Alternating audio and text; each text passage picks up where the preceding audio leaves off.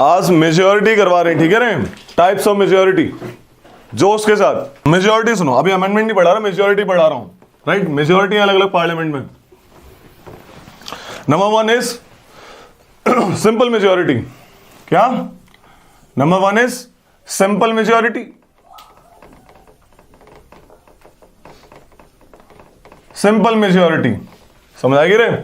किसी भी आर्टिकल में नहीं है। जब भी कोई भी मेजॉरिटी की बात नहीं करी गई है किसी प्रोसीजर में, यानी किसकी बात हुई है? सिंपल मेजॉरिटी की। जब भी किसी मेजॉरिटी का नाम नहीं दिया गया है, उस केस में सिर्फ क्या होगा? सिंपल मेजॉरिटी होगी। इसको और क्या बोलते हैं? वर्किंग मेजॉरिटी भी कहते हैं। क्या बोलते हैं? Working majority. और क्या कहते हैं अनुराग? कॉन्स्टिट्यूशनल मेजॉरिटी, इफेक्टिव अलग है, वो स्पेशल है, ठीक है। ये दोनों कहते हैं इनको। ये क्या होती है? मेजॉरिटी ऑफ, सिंपल मेजॉरिटी सबको पता है, नहीं पता तो एक बेसिक नाम से पता लग रहा है। Majority of members present and voting. Majority of members present, PNV कर देता हूं, ठीक है, प्रेजेंट एंड वोटिंग। समझ आ रही है? मान लो लोकसभा में अभी कितने मेंबर हैं? 545, लेकिन अभी एक्चुअल में रियल में 543 हैं। कोई बता सकता क्यों? एंग्लो इंडियंस को अभी हटा दिया। मतलब पहले नॉमिनेट करते थे, प्रेसिडेंट के पास पावर होती थी 2 बंदे नॉमिनेट करने का, लेकिन अभी वो पावर नहीं है। क्या रे? तो मान लो 545 एग्जैक्ट स्ट्रेंथ है, लोकसभा की बात कर रहा हूं, ठीक है। वैसे तो 543 है, कल को ये बोलना भैया आप गलत पढ़ा रहे थे, ठीक है। और इसके 245 राज्यसभा। समझ आ रही इतनी सी बात? ये है total strength of the house, total membership of the house. अरे ये समझो इतनी सी। लेकिन मैंने बोला majority of present and voting, मान लो इतने हैं, लेकिन आए उस दिन कितने? उस दिन आए आपके 400 बंदे आए। कितने आए? 400। यानी 100 कितने हो गए? हटाते पहले, एब्सेंट हो गए 100। समझ आ रही है? और जो आए थे उनमें से 45 ने, जो आए थे उनमें से 45 ने वोट नहीं दिया। तो कितने बच गए 545 में से? 100 माइनस 45 कितना हो गया? 400 हो गया। तो इतने बंदों की, ये वो लोग हैं जिन्होंने मेंबर प्रेजेंट एंड वोटिंग। समझ आ रही इतनी सी बात? मेंबर्स प्रेजेंट एंड वोटिंग, इसकी मेजॉरिटी चाहिए हाफ प्लस 1, यानी 200 प्लस 1, यानी 201 मार्क्स चाहिए। 201 मार्क्स चाहिए आपके बिल को पास होने के लिए, 201 का सपोर्ट चाहिए। समझ आ रही इतनी सी बात? सिंपल मेजॉरिटी क्या होती है? क्लियर हुई? यह सिंपल मेजॉरिटी, जिसमें वो भी काउंट नहीं होंगे जो वोट नहीं देना चाहते आए हैं, वो भी काउंट नहीं होंगे जो एब्सेंट है, और खाली सीट, मर गए, गिर गए, इलेक्शन नहीं हुए, बाय इलेक्शन नहीं हुए, कोई डिफेक्शन हो गया, वो भी काउंट नहीं होंगे। समझ आ गई इतनी सी बात? तो लिख लो इसको, normal majority of members present and voting. समझ आ रही है? परफेक्ट। अब आती है दूसरे पे एब्सोल्यूट मेजॉरिटी। आगे कंबाइन करेंगे इन सारे मेजॉरिटीज को, ठीक है। एक अलग से बात बता रहा हूं, एब्सोल्यूट मेजॉरिटी। क्या? Absolute majority. ये किसी आर्टिकल में नहीं है, बस एक क्लासिफिकेशन बता रहा हूं है क्या मतलब मामला। Absolute majority, this is majority of, yes, majority of membership, membership या फिर total strength, strength of the house. समझ आ गई? कौन आया? सार गया? अनुराग गया। मेजॉरिटी ऑफ टोटल मेंबरशिप या फिर strength of the house is called absolute majority. समझ आ गई? यानी कि अगर पांच, ये कितने कितने हुए? 545 बंदे हैं, डिवाइडेड बाय 2 करेंगे, कितना हो जाएगा? 272 पॉइंट समथिंग। तो यानी 273 बंदे चाहिए ही चाहिए। आ रही है समझ में? इतने बंदे चाहिए ही चाहिए पास करवाने के लिए एब्सोल्यूट मेजॉरिटी, चाहे उसमें कितनी भी सीट खाली हो, चाहे कितने बंदे वोट नहीं देना चाहते हो, चाहे कितने बंदे एब्सेंट हुए उस दिन। समझ आ रही है मेरी बात? अरे एब्सोल्यूट मेजॉरिटी आ रही है समझ में? अब आता है आर्टिकल 368 की कहानी। आर्टिकल 368 क्या कहता है? ये कहता है, ये 2 टाइप की मेजॉरिटी बताता है ना। एक पहली बात करते हैं, एक बोलता है 50 majority of the membership of the house plus 2/3 present and voting. For example ये कहता है, क्या कहता है? मेजॉरिटी ऑफ मेंबरशिप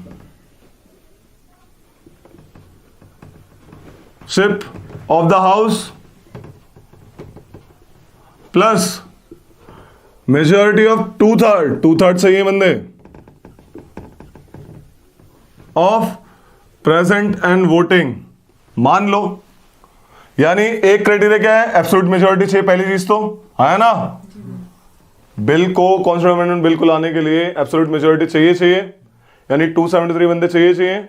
मान लो 545 में से 545 मेंबर्स में से उस दिन सेम वही पहला वाला फॉर्मूला क्या था रे, 100 बंदे एब्सेंट हो गए, क्या हो गए, 45 बंदे नॉट वोटेड, कितने बचे 400, या फिर 100 और कर लो, इसको 200 कर लो ताकि कैलकुलेशन इजी हो जाए। ठीक है, कितने बच गए, 300 बच गए। ये 300 है प्रेजेंट एंड वोटिंग, समझ आ रही है। इसकी 2/3 चाहिए हमें, यानी कि 2/3 ऑफ 300 कितना आ गया, 200 प्लस 1, तो 201 चाहिए हमें। सॉरी 200 हो गया ना, कितना हो गया है ना, 201 मामला चाहिए 2/3, और साथ में ये चाहिए। देखो अगर कोई सपोज मान लो इन 300 में से, ध्यान से सुनना आप, 300 लोगों ने वोटिंग डाली एक बिल के पक्ष में, समझ आ गई, जिसमें से 250 ने बोला कि हाँ बिल पास होना चाहिए, 50 बोले नहीं होना चाहिए, नो यस, समझ आ रही कहानी। तो एज पर दिस क्राइटेरिया, ये क्राइटेरिया तो फॉलो हो गया, 201 से पार है ना, लेकिन ये क्राइटेरिया फॉलो नहीं हुआ, वो 273 वाला है ना, तो बिल पास नहीं होगा। ये तो पार हो गया लेकिन ये पार नहीं हुआ, क्योंकि आ तो एट द एंड 250 ही रहे हैं, अरे समझ में। तो 2/3 की मेजॉरिटी चाहिए, मेजॉरिटी, तभी तो कॉन्स्टिट्यूएंट अमेंडमेंट बिल बनेगा। ये कहानी है, इसको दिमाग में बिठा लो, अरे समझे में बेस्ट कहानी। अगला वाला पार्ट 368 के अंडर ही आता है, साथ में क्या हो गया, ratification by half of the state, किस मेजॉरिटी से, सिंपल मेजॉरिटी से, simple majority, working majority etcetera. आ रही है बस समझ में, है ना, आई रे। एक बार और बताओ, रेटिफिकेशन का मतलब बता दो। मतलब अच्छा, रेटिफिकेशन अच्छा, ये यहाँ पे नहीं आए तो ना, वही समझाया नहीं, मुझे लगा आ जाएगा। मान लो ऐसा कुछ है कि आज से प्रेसिडेंट का इलेक्शन में एमएलए साहब नहीं बैठेंगे, ठीक है, तो ये फेडरल फीचर को हटाने की बात कर रहा है, फेडरल फीचर करवाया था। तो जब ऐसी बात होगी तो 368 के तहत दूसरी वाली मेजॉरिटी यूज होगी। उसमें क्या होता है, ये वाला मामला फॉलो होगा ही होगा, है ना, ये जो अभी करवाया, साथ में बिल जाएगा स्टेट लेजिस्लेचर के पास। कितने स्टेट है, 28 स्टेट के पास बिल जाएगा। जैसे ही half of the states, 14 states, half of the states उसको मंजूरी दे देंगे, पास कर देंगे सिंपल मेजॉरिटी से। आया बिल, बोला अब इसमें वोटिंग कर लो। उस दिन मान लो 5 बंदे आए हैं, उस दिन मात्र 5 बंदे आए हैं, 5 में से 3 ने कह दिया हाँ पास है, तो पास है मामला सिंपल मेजॉरिटी से। समझ आ गई कहानी। तो जैसे ही 14 स्टेट की लेजिस्लेचर ये कह देंगी कि हाँ भाई हम मंजूरी देते हैं, वैसे ही वो बिल 15वें स्टेट का वेट नहीं करेगा, वो सीधा पास वो जाएगा प्रेसिडेंट के पास कि देखो भाई ये 14 स्टेट्स हैं, हाफ ऑफ द स्टेट्स हैं जिन्होंने मंजूरी दे दी है, आप इस बिल को पास करिए। आगे बात समझ में, रेटिफिकेशन पास बेसिकली आ रही है। ये 368 के तहत है। एक होता है इम्पीचमेंट ऑफ द प्रेसिडेंट। क्या होता है, लिख लिया इसको, या पता है ये, ठीक है। इम्पीचमेंट को जो नहीं पता वो लिख लेना।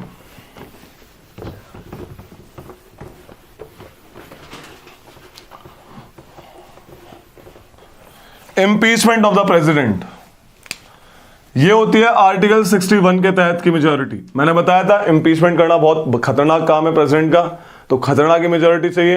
तो यानी इनको चाहिए होती है 2/3 ऑफ मेंबरशिप, ठीक है। कितनी है, 545, इसकी 2/3 चाहिए होगी। 3 1 जा 3, 2 4, 3 8 जा 3 1 जा 3 सपोज, ठीक है, 2 1 जा 2, 2 जा 16, 1 2 जा 2 3, 362 प्लस 1, तो 363 वोट चाहिए लोकसभा में पास होने के लिए। मान लो 545 में से वोटिंग करी लोगों ने 300 हाँ में बोले, और ये जो 243 थे उसमें से ये 9 में बोले, तो नहीं हटेगा प्रेसिडेंट, क्योंकि 363 चाहिए मामला। दिख रहा है कितनी खतरनाक मेजोरिटी है। 2/3 ऑफ मेंबरशिप हटाना बड़ा मुश्किल है। यही कारण है आज तक कोई प्रेसिडेंट इम्पीच ही नहीं हुआ, कोई भी। इतनी खतरनाक मेजोरिटी है। अमेंडमेंट तो हो गया है लेकिन इम्पीच नहीं हुआ है। 2/3 ऑफ मेंबरशिप, ये मेजोरिटी चाहिए उसको, ठीक है। This is called impeachment of the president, ये अंडर आर्टिकल 61 आता है, ठीक है। एक होती है इफेक्टिव मेजोरिटी। क्या इफेक्टिव? ये सिर्फ इम्पीचमेंट के काम आती है और कहीं नहीं काम आती। इफेक्टिव मेजोरिटी इसे कहते हैं, इसका नाम क्या होता है देखो, मेजोरिटी जब भी ऐसा लिखा हो, majority of all the then members, all the then members of the house. जब भी ऐसी बात करी हो तो उस टाइम पे मेजोरिटी किसकी बात होगी? इफेक्टिव मेजोरिटी की बात होगी। समझ आ रही है रे? इसमें क्या होता है, टोटल सीट में से क्या माइनस करते हैं? Total. All the then member का मतलब क्या होता है? ऑल द देन मेंबर का मतलब ये होता है, ऑल द देन मेंबर्स का मतलब क्या होता है? ये होता है टोटल सीट्स में से माइनस कर देते हैं वैकेंट। वैकेंट मतलब जो लोग इलेक्ट हो गए, उनकी डेथ हो गई, या फिर रिजाइन कर दिया, या किसी भी कारणवश एब्सेंट नहीं, एब्सेंट है तो यानी उसकी सीट तो है ना, एडमिशन तो हो रखा है उसका स्कूल में, राइट। वैकेंट वो होती है, इसमें एब्सेंटीज काउंट होते हैं, याद रखना इस बात को। तो टोटल सीट में से सपोज 545 सीट है, 545, 145 खाली हो गई, 100 मर गए ये लोग, ठीक है। तो 400 बंदे ऑल द देन मेंबर हैं बेसिकली। समझ आ गई? तो ये इफेक्टिव मेजॉरिटी कहां यूज होती है? राज्यसभा का डेप्यूटी चेयरमैन हटाने के लिए, स्पीकर ऑफ राज्यसभा, क्या बोलते हैं उसको, चेयरमैन ऑफ राज्यसभा को हटाने के लिए, speaker of Lok Sabha, deputy speaker Lok Sabha को हटाने के लिए ये वाली इफेक्टिव मेजॉरिटी यूज होती है। इसे इफेक्टिव स्ट्रेंथ भी कहते हैं। क्या कहते हैं? Effective strength. इतने टाइप की मेजॉरिटी होती है। एक आर्टिकल 249 के अंडर होती है, वो बेसिक है। समझ आई? जो वाइस प्रेसिडेंट होता है वो राज्यसभा का हेड होता है। हेड होता है। हाँ, और जो चेयरमैन, चेयरपर्सन, होगा, जो डिप्टी चेयरमैन होगा वो कौन होगा? वो डेप्यूटी चेयरपर्सन होता है। क्या होगा मतलब? He is MP of Rajya Sabha generally, उसी में से सेलेक्ट करके डेप्यूटी चेयरमैन सेलेक्ट कर देते हैं। 249 वाले कौन से हैं? 249 होते हैं, राज्यसभा जब रेजोल्यूशन पास करेगी कि भाई हम चाहते हैं स्टेट सब्जेक्ट के ऊपर पार्लियामेंट लॉ बना सके, तो बनाएंगे वो लोग राज्यसभा को। लेकिन कैसे पास करनी पड़ेगी? 2/3, यही जो अपनी 368 वाली थी, ऑफ प्रेजेंट एंड वोटिंग। इसमें 50% वाला मामला नहीं यूज होता। समझ आ गई? ये यूज होता है बस 2/3 प्रेजेंट एंड वोटिंग। राज्यसभा की कितनी स्ट्रेंथ है? 245। मान लो उस दिन आए कितने बंदे? 200। उस दिन आए 198, ठीक है, 198 आए। समझ आ गई? 198, तो उसका 2/3 कितना होगा 198 का? 3 1 जा 3 6 जा 3 6 जा, तो 2 से 12, 2 से 12 13, 132। उस दिन किसी ने वोट किया 198 में से 100 ने वोट किया, 90 ने बोला नहीं, सॉरी 98 ने बोला, 100 ने बोला यस, तो नहीं होगा पास कि 132 थी चाहिए इसकी, जिस दिन वो प्रेजेंट एंड वोटिंग वाले मामले। समझ आ गई? 2/3 ये तब यूज होगी, दिस इज अंडर आर्टिकल 249। इसका मतलब होता है जब राज्यसभा कोई ऐसा लॉ पास करेगी इस मेजोरिटी से, 2/3 of the members of the house, majority of 2/3 of members of the house present in voting, जब उनको पार्लियामेंट को स्टेट लिस्ट में कोई लॉ बनाना पड़ेगा, है ना, फेडरल स्ट्रक्चर ना हमारा। ये यूनिटरी फीचर है ना। हाँ, पर ये तो फेडरल होना चाहिए ना, क्योंकि ये तो पॉजिटिव साइड है ना। समझा नहीं मैं? जैसे कुछ भी चेंज करना है तो हाँ। फेडरलमेंट के लिए चेंज करेंगे। देखो सुनो मेरी बात, ध्यान से सुनना। According to federal feature, what do you mean federal? That all the central government and regional government had the separate power. They have separate list. लेकिन कभी कभी क्या होता है, जरूरत पड़ जाती है कि सपोज मामला आया कि देखा, हमने देखा हर घर के हर एक स्टेट पुलिस जो है बेकार हो रखी है ना, देख रहे हो स्टेट पुलिस क्या है, बेकार हो रखी है मामला। ठीक है। तो इस केस में क्या होगा, राज्यसभा एक लॉ पास करेगी, आप पुलिस वाले सब्जेक्ट में एक लॉ बनाइए कि कोई भी स्टेट इतने से कम खर्चा नहीं करेगा, समझ आ रही है। तो स्टेट सब्जेक्ट में लॉ बनाने की बात हो रही है। वो पार्लियामेंट तभी बनाएगा जब राज्यसभा पार्लियामेंट को ये पावर देगी। राज्यसभा का तुम पूछो ना क्या इंपॉर्टेंस क्या है, राज्यसभा की बहुत सारी इंपॉर्टेंस है। एक इंपॉर्टेंस ये है कि बिना किसी अमेंडमेंट के आपका पार्लियामेंट स्टेट सब्जेक्ट में लॉ बना सकता है अगर राज्यसभा पास करती है ऐसा resolution bye 2/3 of the members present in voting. ये कहानी है। तो पास तो भैया राज्यसभा ही कर रहे हैं, मतलब वो तो स्टेट्स के हो गए एक तरह से, तो स्टेट के तभी तो दिया उसको राज्यसभा पावर कि हम एक तरह से स्टेट के बंदे हैं। स्टेट वाले 2/3 से पास करेंगे, यानी स्टेट की जरूरत है। अब हर एक स्टेट के पास जाएंगे तो टाइम लग जाएगा, तो राज्यसभा को पावर दे दी। 5 सर्कमस्टांसेस में राज्यसभा मतलब पार्लियामेंट लॉ बना सकता है स्टेट सब्जेक्ट में। करवाएंगे इसके बारे में पार्लियामेंट के बारे में। उसमें से एक क्राइटेरिया क्या है, आर्टिकल 249, याद रखना पूछूंगा, ठीक है। एक तो ये नेशनल इमरजेंसी सब वो अलग चीज है, बताएंगे अभी। समझ आया मेजोरिटी के बारे में।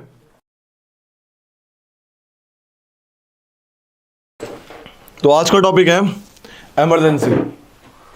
क्या टॉपिक है आज का, इमरजेंसी। इमरजेंसी प्रोविजन करवाएंगे। क्या करवाएंगे, इमरजेंसी प्रोविजंस करवाएंगे, ठीक है।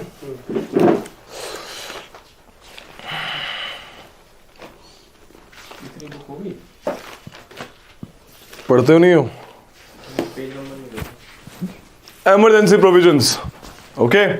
Will deal with emergency provisions.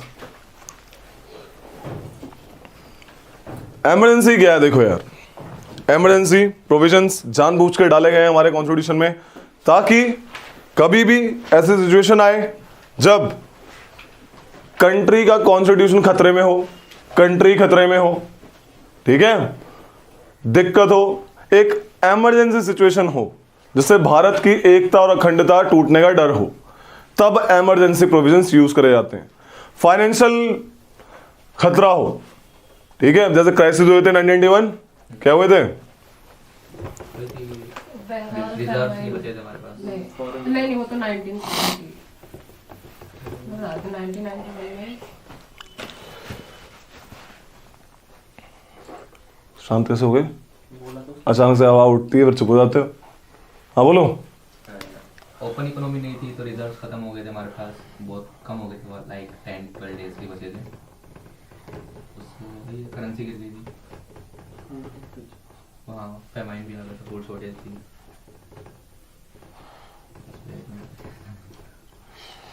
Part 18 में, ठीक है भाई, पार्ट 18 में article 352, article 356, article 360 they deals with emergency provisions. समझ आ रही है। आर्टिकल 350 तीन टाइप की इमरजेंसी हो गई, एक तरह दिख गई, तीन आर्टिकल, तीन टाइप की इमरजेंसी। पहली इमरजेंसी को कहते हैं आर्टिकल इसके तहत जो होती है, it is called national emergency. It is called national emergency. बढ़ लेते हैं भाई, इंक बढ़ लेते हैं, बढ़िया टॉपिक है आज, मजा आएगा। तीन टाइप की इमरजेंसी है total, in total we have 3 types of emergencies. One is national emergency, another is president rule and another is financial emergency.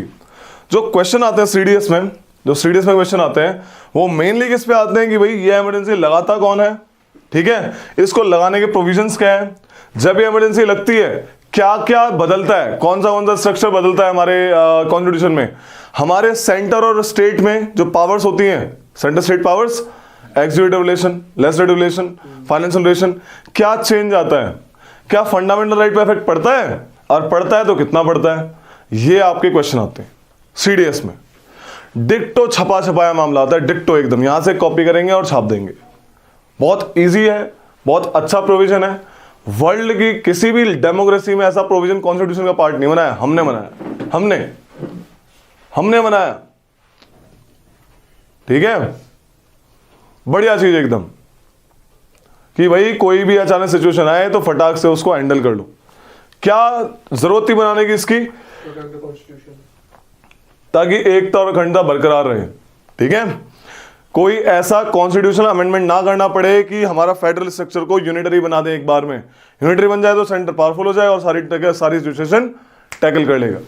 ठीक है, डील करते हैं पहली इमरजेंसी पे। तो लिख लो पहले हल्का सा, under part 18th of the constitution we have 3 types of emergencies. ठीक है, नंबर 1, इसको कहते नेशनल इमरजेंसी है, लेकिन इसका रियल नाम क्या है? Proclamation of emergency. Number 1, proclamation of emergency, also called national emergency के नाम से जानी जाती है ये। प्रोक्लेमेशन, प्रोक्लेमेशन, तुम बार बार यस सर बोला करो। यस भैया, क्या बोलना? यस भैया। जोर से क्या बोलना? यस भैया। Number 1, proclamation of national emergency. ओए हाँ भैया। नंबर ये किस आर्टिकल में आती है? आर्टिकल 352। ठीक है, हाँ भाई बोलना है।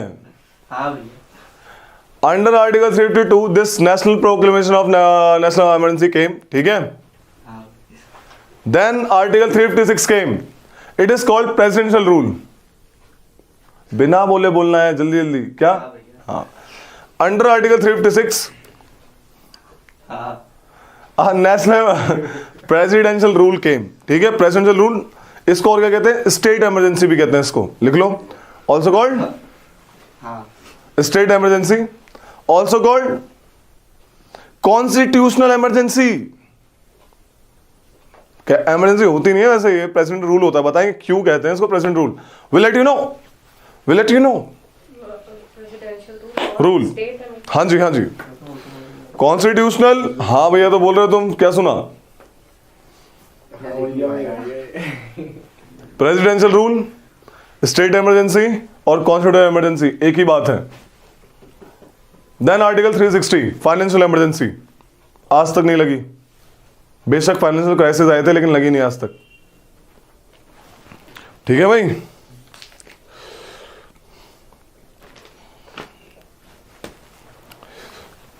नेशनल इमरजेंसी की बात करते हैं।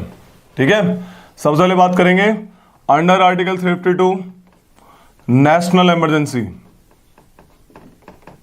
नेशनल इमरजेंसी कब लगाई जाएगी? 3 ग्राउंड्स हैं। 3 ग्राउंड के बेसिस पे नेशनल इमरजेंसी लगाई जाएगी। If the security of India is threatened by war, external aggression,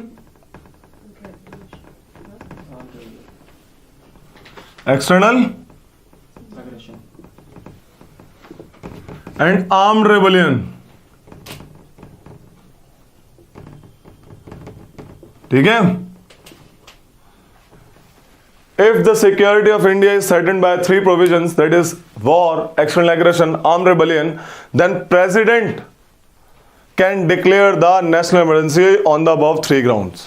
अब मैंने बताया in parliamentary form of government, तुम्हारा था पार्लियामेंट्री फॉर्म ऑफ गवर्नमेंट, क्या होता है? President, nominal. Yes, he is a nominal head. और और डिफेक्टो, क्या मतलब? क्या जाओ भैया, क्या था? और क्या बोलते हैं? स्टेट का वो बोलते हैं ना, नॉमिनल हेड और हेड ऑफ स्टेट होता है। De jure head. Jure head. Nominal यानी कि वो ऑफिशियल कैपेसिटी में सोच भी नहीं सकता है। जो वो सोचेगा तभी, ये कैसे, उसको कैसे पता लगेगा कि वॉर होने वाला है, एक्सटर्नल एग्रेशन होने वाली है, कुछ हो गया है ऐसे करके? जब आपकी कैबिनेट, पहले क्या होता था? प्राइम मिनिस्टर एडवाइस देता था। पहले एक प्रोविजन था इसमें, when prime minister advice the president that situation has arisen because of these 3 और any of the 3 that you should declare the national emergency. लेकिन अब प्रोविजन क्या है? हुआ क्या था यार, इन 1975 इंदिरा गांधी गवर्नमेंट ने इमरजेंसी लगाने को बोला प्रेसिडेंट साहब को। ठीक है, अब उन्होंने क्या करा? उन्होंने बिना मिनिस्ट्री मंडल से पूछे हुए जाके बोल डाला। प्रेसिडेंट साहब तो बोल दिया कि भाई चलो ठीक है, प्राइम मिनिस्टर आया तो क्या दिक्कत है, उन्होंने इमरजेंसी लगा दी। तो बाद में प्राइम मिनिस्टर ने डिक्लेयर करा कि इमरजेंसी लगा दी गई है। फिर बाद में लोगों ने साइन करा कि चलो ठीक है, अब हाँ तो हो ही गई है, हमारे पास ऑप्शन थोड़ी बचा। ये चीज बड़ी दिक्कत थी। एक आदमी ने पूरे देश में इमरजेंसी लगा दी, एक आदमी ने, राइट, एक इंसान ने। Then what happened? जब नई सरकार आई उसने 48 अमेंडमेंट एक्ट के तहत, 48 अमेंडमेंट एक्ट 1978 मैंने बताया था इसके बारे में कि इसने बहुत सारे प्रोविजन चेंज किए, है ना। तो इसने क्या करा, इस अमेंडमेंट एक्ट ने क्या करा, 44th आई एम सॉरी, ठीक है, 44th 1978 44th अमेंडमेंट एक्ट के तहत इसने क्या करा कि बोला कि सिर्फ प्रेसिडेंट की एडवाइस नहीं चाहिए, सिर्फ प्राइम मिनिस्टर की एडवाइस नहीं चाहिए, कैबिनेट की एडवाइस चाहिए। किसकी एडवाइस चाहिए? कैबिनेट। और कैबिनेट की भी ऐसे नहीं बस बोल दिया, रिटन एडवाइस।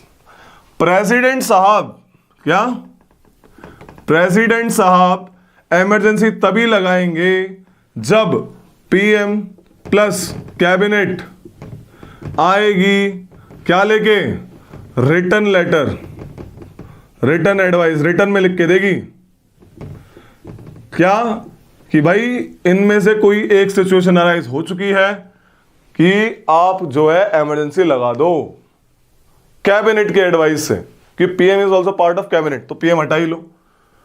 कैबिनेट, कैबिनेट क्या होती है उन्होंने बताया था, उसने तीन चार मिनिस्टर बताए थे। Cabinet rank, minister of cabinet rank, okay. जब ये लोग आएंगे प्रेसिडेंट को रिटर्न एडवाइस देंगे तभी प्रेसिडेंट साहब इमरजेंसी लगाएंगे, अकेला प्राइम मिनिस्टर जाएगा तो नहीं लगाएंगे। साफ सीधी बात आ गया समझ में? ऐसे लगती है इमरजेंसी। अब ऐसा जरूरी नहीं है कि आज वॉर हो ही रहा है, अगर उनको लगेगा कि वॉर होने वाला है तब भी लगा सकते हैं। आकांक्षा क्या बोलते हैं उसकी, पॉसिबिलिटी, पॉसिबिलिटी होगी तब भी लगा सकते हैं। एक ही टाइप तो हुआ, एक टाइप भी है, नहीं भी है। वॉर तो डिक्लेयर ही हो गया, वॉर एक्सटर्नल एग्रेशन जैसे अभी हुई थी चाइनीज साइड से, एग्रेशन हो गई, उसमें भी लग सकते हैं। बिल्कुल लग सकती है, लेकिन वो तो टैकल हो गई, राइट। जब उन्हें लगता ही नहीं हो रही तो पकड़े थे। अब जैसे आपके जो बोडो वगैरह हैं, अचानक से क्या करा इन्होंने, एग्रेशन कर दिया, फटाक से किसी एरिया में जाके एग्रेशन कर दिया, उस टाइम में क्या करेंगे, लगा दे, वॉर थोड़ी है, एग्रेशन हो गया। वहां के कंट्री ने वॉर डिक्लेयर किया, हमने वॉर डिक्लेयर नहीं करा, एग्रेशन हो रही है, बस एक्सटर्नल एग्रेशन। जैसे अभी रशिया ने एग्रेशन नहीं तो करा था, एक्सटर्नल एग्रेशन, ठीक है, मिलिट्री ऑपरेशन, हमने सर्जिकल स्ट्राइक करी, एग्रेशन, लेकिन वो हमारी सर्जिकल स्ट्राइक थी। और एक्सटर्नल एग्रेशन तो ट्राइब्स वगैरह भी कर सकती हैं ना, जैसे कि ट्राइब्स, ट्राइब्स का भी लाइक मैंने देखा था कि मतलब जैसे कोई कम्युनिटी है दूसरी कंट्री की, हाँ, स्पेशली उनकी दूसरी कंट्री होनी चाहिए। बोला ना अभी मैंने, जैसे अपने नॉर्थ ईस्ट में जो अपने ट्राइबल मूवमेंट्स इतने सारे बोडो वगैरह के, है ना, जैसे आपके नागा के लोग आपके एग्रेशन करते हैं, समझ आ रही है रे? अब सुन लो, अब ध्यान से सुनो। अब यहाँ पे एक बात आती है, पहले ये प्रोविजन जो 3 थे, सुनना ध्यान से, पता है ये डिफरेंसेस पे क्वेश्चन आते हैं, प्लीज नोट दिस। ये चैप्टर बहुत इंपॉर्टेंट है और बड़ा इंटरेस्टिंग भी है, आएंगे ही आएंगे क्वेश्चन। जैसे प्रेम्बल एक ही है, इमरजेंसी प्रोविजन एक ही है, फंडामेंटल तो बहुत सारे हैं, किसी भी आ सकते हैं। इसमें 3 टाइप के इमरजेंसी है। और पता है कमाल की बात, इन 2 पे ज्यादा क्वेश्चन आते हैं, ये तो बहुत छोटी सी है, ठीक है, इन 2 पे सबसे ज्यादा क्वेश्चन आते हैं। और बड़ी अच्छी है, बड़ी प्यारी है, तुम जानोगे इसके बारे में, ठीक है। आज तक तो लगा ही नहीं होगी इमरजेंसी क्या होती है, बस इमरजेंसी हो गई सीधा बाथरूम भागते हैं, ये नेशनल इमरजेंसी है भाई। तो बेसिकली सुन लो, ओए देखो, ये तीसरा जो नाम है आर्म्ड रेबेलियन, पहले नहीं था। जब कॉन्स्टिट्यूशन बना तब इसकी जगह था इंटरनल डिस्टर्बेंसेस। क्या था इसकी जगह पे, क्या था, इंटरनल डिस्टर्बेंसेस। तो जब पहली बार इमरजेंसी लगी हमारे इंडिया में, पहली बार लगी थी हमारे इंडिया में 1962 में, चाइनीज वॉर, फिर लगी 1971 में, 1965 में क्यों नहीं लगी, क्योंकि ये लगी हुई थी ऑलरेडी, ओके। फिर लगी 1975 में, ये तो 2 तो वॉर के बेसिस पे थी, ये लगी थी किसके बेसिस पे, इंटरनल डिस्टर्बेंसेस के। हुआ क्या था, इलेक्शन डिस्प्यूट हो गया था, बताएंगे इस कारण कभी। मैं होमवर्क लिखो, इसको मैं जानना चाहता हूँ, पता है नहीं, ठीक है, होमवर्क लिखो, इसको होमवर्क लिखो, होमवर्क लिखो कि इंटरनल इमरजेंसी लगी क्यों थी। इंटरनल इमरजेंसी तुम्हें तो बताया भी होगा, भैया कल तो पता है मैंने ये छोड़ दिया, इसके मैं कहा भैया बताएंगे तो मजा आएगा, छोड़ दो। डूब के मर जाओ। सुन लो, चलो बता ही देते हैं। नहीं भैया होमवर्क करके लाएंगे ना, क्या हो गया, होमवर्क कर लेना, फिर होमवर्क करोगे, इंटरेस्टिंग है, हाँ कर लेंगे होमवर्क, इंटरेस्टिंग है, करने को मिलेगा, ठीक है। जब ढूंढोगे समझ में आएगा। ठीक है, तुम बताओ क्यों लगी थी? हाँ इंटरनल इमरजेंसी क्यों लगी थी? अरे भैया वो डिस्प्यूट हो गया पॉलिटिकल रीजंस। ठीक है, तो बेसिकली काफी उस टाइम आंदोलन हुए थे, काफी टाइम लाइक तभी तो रीजन था पहली बार 1977 में सरकार दूसरी बनी थी, समझ आ रही है? क्योंकि ये 75 में लगी थी, 25 जून 1975 को लगी थी और लगते लगते यहाँ तक आ गई थी सरकार, फिर नई बनी इस time and finally you get the Janata government. First non Congress PM Morarji Desai ji बने थे, इतनी ज्यादा खतरनाक इमरजेंसी थी वो, जनता पार्टी। ठीक है, ये जो लालू यादव है, अटल बिहारी वाजपेयी, ये जो मुझे छोटे छोटे नए बड़े बड़े नेता, मिस्टर मोदी वगैरह, नीतीश यादव, मुलायम सिंह जी, उस टाइम में स्टूडेंट लीडर हुआ करते थे ये लोग, स्टूडेंट विंग के यूथ। बाद में सारे देखो कितने बड़े बड़े दिग्गज बने इस टाइम पे, देख रहे हो, सब यहीं से निकले, सारे लीडर्स यहां से उत्पन्न हुए। ओके, तो कहानी यही है कि ये जो मामला था ये बड़ा डिस्टर्बिंग था 1975 वाला, इसीलिए क्योंकि देखो क्या था, मैंने बोला इंटरनल डिस्टर्बेंस, राइट? तो ये बेसिक इंटरनल डिस्टर्बेंस कैसे भी हो सकते हैं। अब लाइक कोई भी पॉलिटिकल पार्टी आंदोलन कर रही है, मूवमेंट कर रही है, सरकार को लगा इंटरनल डिस्टर्बेंस हो रही है तो इमरजेंसी लगा दी। इंदिरा गांधी गवर्नमेंट ने यही किया था। तो बाद में इसको चेंज किया गया, बोला आंदोलन करना डेमोक्रेसी का हक है, डेमोक्रेटिक गवर्नमेंट में हक होता है लोगों का, ठीक है, right to movement, okay, right to form association, political party, आंदोलन करना हक है इनका, फंडामेंटल राइट है, पीसफुल प्रोटेस्ट। तो ये इमरजेंसी तभी लगेगी जब आर्म्ड रेबेलियन होगा, कोई बंदूक लेकर रेबेल कर रहा है तो नॉर्मल प्रोटेस्ट कर सकता है, आर्म्ड रेबेल नहीं कर सकता, बंदूक लेकर निकल पड़े। तो वर्ड बदला गया ताकि कोई भी किसी भी आंदोलन क्रांतिकारी पे या फिर कोई भी जो भी प्रोटेस्ट कर रहा है उसके ऊपर जबरदस्ती का इमरजेंसी प्रोविजन थोप के पूरे देश को अपने कंट्रोल में ना ले ले, समझा रही है? तो पता लगा ground of declaration of emergency क्या होती है, इमरजेंसी लगने के प्रोविजन पता लगे कैसे लगती है। अब इमरजेंसी लग गई, ठीक है, इमरजेंसी सरकार ने लगा दी। कैसे कैसे लगाई? कैबिनेट ने रिटन एडवाइस दी, किसको? प्रेसिडेंट साहब को। प्रेसिडेंट साहब ने डिक्लेयर कर दिया कोई भी तीन में से कोई भी एक सिचुएशन हो सकती है, war, external aggression, arm rebellion, ठीक है। इमरजेंसी पूरे इंडिया में भी लगा सकते हैं, किसी इंडिया के छोटे से पार्ट में भी लगा सकते हैं, समझा रही है? याद रखना इस चीज को। एक टाइम पे 2 से 3 इमरजेंसी भी लगा सकते हैं। सपोज वॉर हो रहा होगा 1962 में, एक एग्जांपल बोल रहा हूं, जैसे लगी हुई थी ना 1971 में इमरजेंसी लगी हुई थी, ऑलरेडी खिंच रही थी, इंडो पाक वॉर, बांग्लादेश लिबरेशन वॉर वाला, है ना। लेकिन जब इमरजेंसी थी, in spite of that new emergency came on the base of internal disturbances 1975, Indira Gandhi government again, okay. तो एक बार में 2 से 3 बार इमरजेंसी भी लगा सकते हैं, डिफरेंट कॉजेस पे, समझ आ गई इतनी सी बात आ रही है, अलग अलग प्रोविजन के बेसिस पे। बात पावर एक ही रहेगी, वैसे पावर तो एक ही है।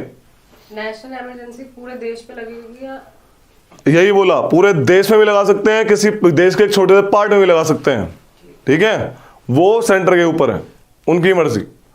चाहे रेबेलियन, आर्म्ड रेबेलियन तेलंगाना में हो रहा हो, पूरे देश में लगा देंगे, उसके से कोई दिक्कत नहीं है, और वहां पे भी लगा सकते हैं। उससे भी हम national emergency. Yes, article 352 consider proclamation of emergency called national emergency. लग गई इमरजेंसी। अब इमरजेंसी लगने के बाद क्या प्रोसीजर होता है ना, कितने अंदर टिकेगी, कब तक टिकेगी, है ना, होना चाहिए ना, पता होना चाहिए। दोस्तों सुनो अब कहानी थोड़ी सी आगे। इतना काम हो गया, प्रेसिडेंट ने लगा दी इमरजेंसी, ओके, ये बदल गया 48 अमेंडमेंट, अभी लिखवा दूंगा, इन सबको लिखवा दूंगा, लिखने वाली चीजें हैं। अब होता क्या है, जैसी इमरजेंसी लगा दी, इमरजेंसी लगाने के तुरंत बाद क्या होता है, इमरजेंसी को बिछाया जाता है, कहाँ पे? पार्लियामेंट में, मतलब रखा जाता है, ठीक है। यह है लोकसभा,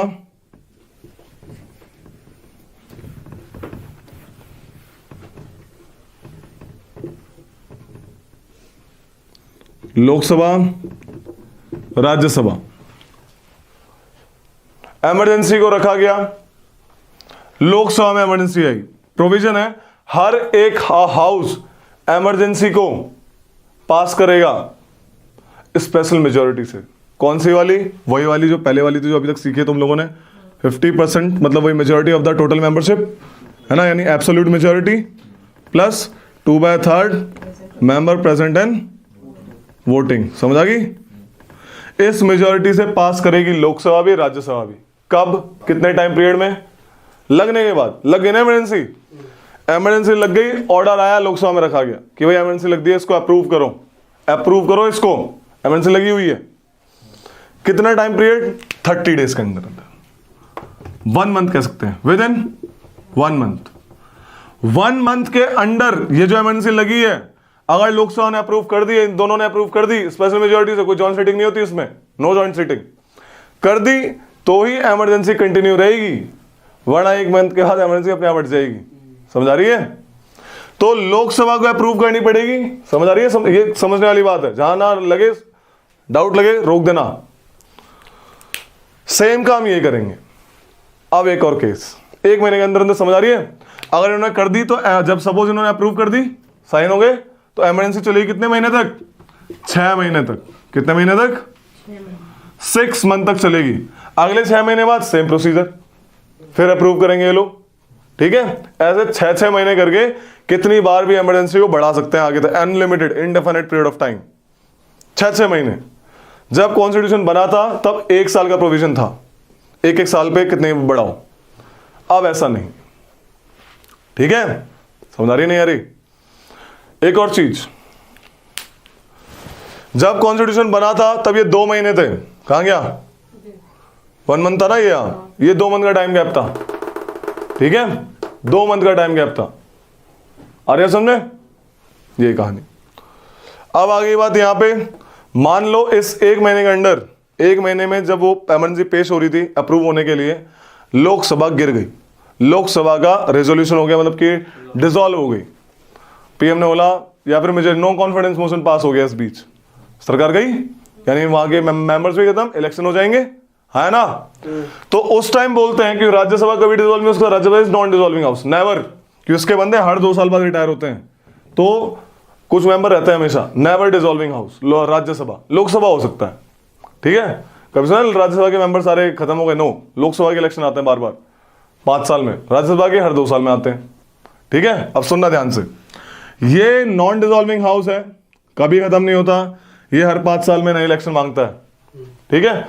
मान लो इस बीच ये डिसॉल्व हो गया 1 महीने के अंदर अंदर, मान लो कोई किसी कारणवश नो कॉन्फिडेंस मोशन पास हो गया या फिर कुछ भी हुआ, प्राइम मिनिस्टर ने बोला भाई इसको खत्म करवाओ, उसको नया इलेक्शन करवाएंगे, कोई भी केस हुआ, लोकसभा गिर गई, इस केस में क्या होगा? इस केस में यह होगा, जब तक लोकसभा नहीं आती तब तक इमरजेंसी रहेगी। ठीक है? लेकिन इस बीच राज्यसभा को इस क्राइटेरिया को फॉलो करना पड़ेगा, राज्यसभा को पास करनी पड़ेगी। लोकसभा ने तो क्या राज्यसभा करेगी। ठीक है?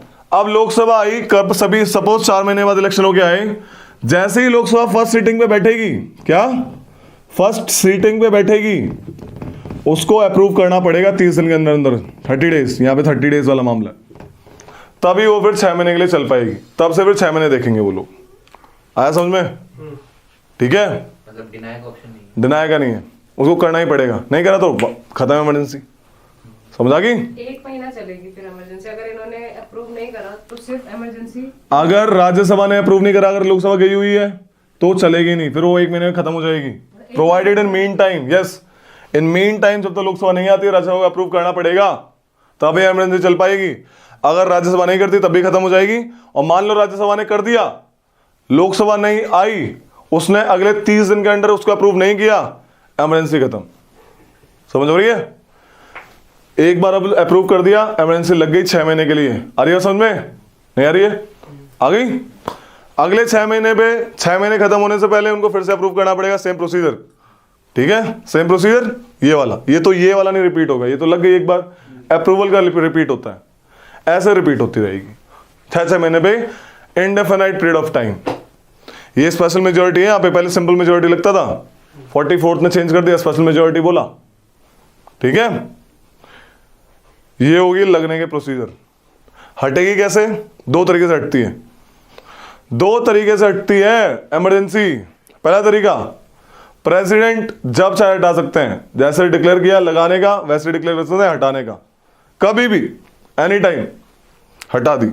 दूसरा तरीका, जब लोकसभा सिर्फ लोकसभा, यहां पर राज्यसभा का रोल नहीं, हटाने में राज्यसभा का रोल नहीं, हटाने में लोकसभा का, लोकसभा चाहेगी तो सिंपल मेजॉरिटी से हटा सकती है कभी भी, only Lok Sabha.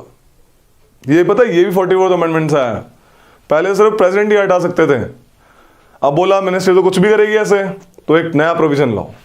Lok Sabha eight the and is the house of people, जो लोगों ने इलेक्ट किया है। लोकसभा के अगर ज्यादा बंदे चाह रहे हैं हटाने के लिए, सिंपल मेजोरिटी से पास कर। सिम देखो हटाने का आसान बनाया ना, क्योंकि खतरनाक प्रोविजन है यार, लगाने का हार्ड बनाया, हटाने का इजी बनाया, ताकि लोग इस चीज से हटे जल्दी। जब इमरजेंसी प्रोविजन ला रहे थे, कॉन्स्टिट्यूशन असेंबली में बात हो रही थी, कॉन्स्टिट्यूशन बनाते टाइम बोला था ये बहुत डेडली वेपन्स हैं, बहुत deadly weapons, it should be used as a last resort. Mahabharat देखिए, उसमें लड़ाई से पहले कितनी बार बातें करते हैं कि भाई संधि कर लो, कोई नहीं, दुर्योधन अगर सॉरी बोल देगा चलेगा, हम मान जाएंगे, लेकिन सबके सामने बेइज्जती करिए, सबके सामने सॉरी बोलना पड़ेगा। चलो पूरा राज्य नहीं दे रहे, 5 गांव दे दो, मान जाओ, लड़ाई में कुछ किसी का भला नहीं रखा, तो लास्ट रिजॉर्ट होता है वॉर। ऐसे ही लास्ट रिजॉर्ट, जब बातचीत से बात नहीं संभल रही है तो इमरजेंसी लगा के उसको पावर से सॉल्व करना पड़ता है। ये देखो, एक चीज बताना भूल गया मैं इसमें, बताना क्या, साथ साथ सुन ही लो। अगर इमरजेंसी लगती है इन 2 केसेस में, वॉर और एक्सटर्नल इमरजेंसी, समझ आ रही है, है ना, तो बोलेंगे एक्सटर्नल इमरजेंसी लगाई गई है। क्या लगाई गई है? एक्सटर्नल। नेशनल इमरजेंसी क्या लगाई गई है? External emergency. और जो आर्म रेबल हुआ है तो क्या लगाई गई है? Internal emergency. समझ आ गई? तो 2 टाइप की नेशनल इमरजेंसी होती है, एक एक्सटर्नल और एक इंटरनल। समझ आ गई? बस काफी है। अगला लिखो कि the president can proclaim national emergency. तब कब लगा सकता है? तभी लगा सकता है। The president can proclaim national emergency only after receiving a written recommendation, only after receiving a written recommendation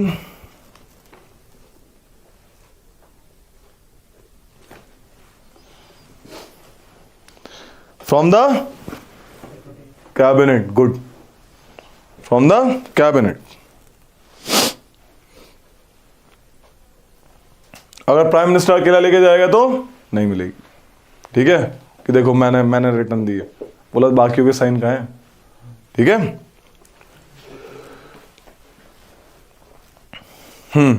काफी है।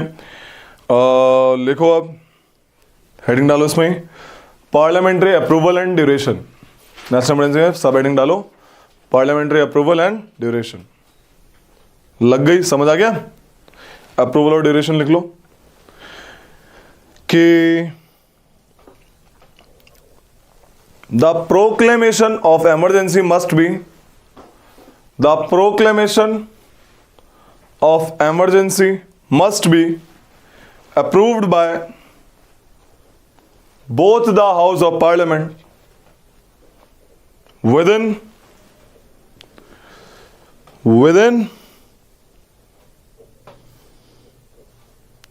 1 month। भैया बोथ हाउस अलग अलग बताया तो था, लोकसभा राज्यसभा।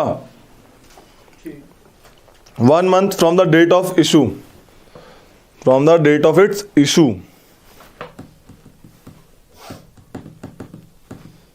पहले कितना था? किससे 1 month कर दिया? Very good. लिख लो फिर कि हाउएवर, ये पूरी कहानी लिख लो। हाँ, however, if the proclamation of emergency issued, however, if the proclamation of emergency is issued at a time when the Lok Sabha has been dissolved,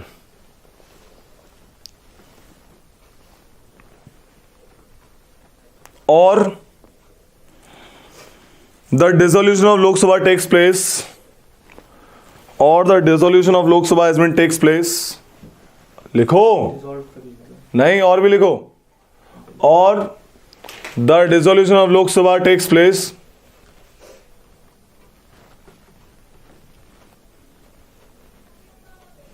during the period of 1 month,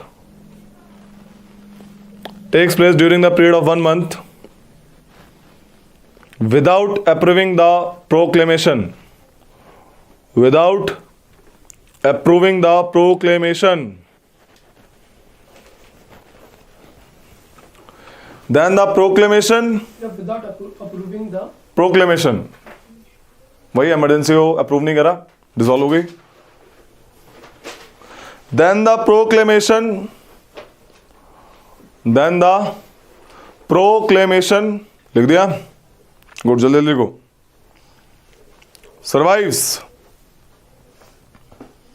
survives until 30 days from the first sitting of the Lok Sabha, from the first sitting of the Lok Sabha after its reconstitution.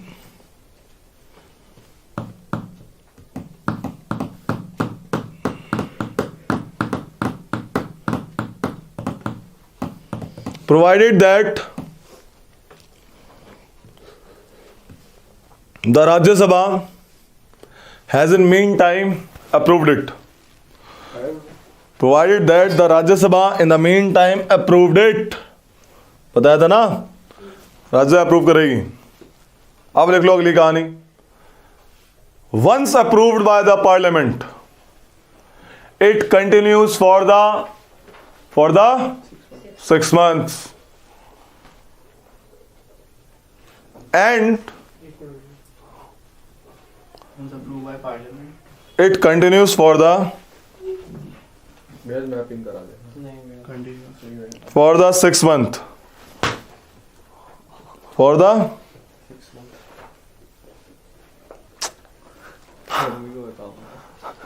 sorry यार.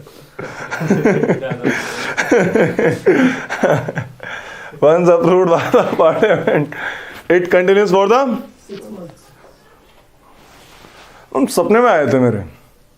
क्या कर दिया? क्या हो गया था? मैंने NCERT पूछ रहा था कुछ मैंने क्या लक्ष्मीकांत पढ़ाई थी. और सुधीर बोला था ये तो इजी है. करके देता हूँ। इतने में आग खुल जाए, ऐसे कुछ था. इतने तो बुला लिया वाला जो ये तो आसान है, ज्योग्राफी बता. ठीक है, वो भी करो. अब मैपिंग करा दो एशिया की. नहीं भैया. अब लिखो जल्दी. अब शुरू किया. वही तो लिखो इसको. क्या लिखा है ये? 6 months. 6 months तक. क्या लिखा? सेंटेंस बोलो. Once approved by the parliament, it continues for 6 months. And with periodical approval of the parliament, हर 6 महीने के अंदर अप्रूव करना है. With periodical approval of the parliament, it can be extended for indefinite time. कितनी लगा लो, 500 साल तक चलेगी. एमरजेंसी में देश चल रहा है. Approval. And with periodical approval of the parliament every 6 month, parliament बनाना सीख गए. क्या हूं, हाँ भाई, दोस्तों से बात हो रही है? अभी तो नहीं. कैसे दोस्त हैं भाई? छोड़ गए. It can अब ये आगे 6 month के बाद continue for infinite years. अबे indefinite period, infinite years. Online चल रही है class. With periodical approval of the parliament every 6 months, the emergency continues for indefinite period for any length of time. क्या है 6 मंथ? ठीक है?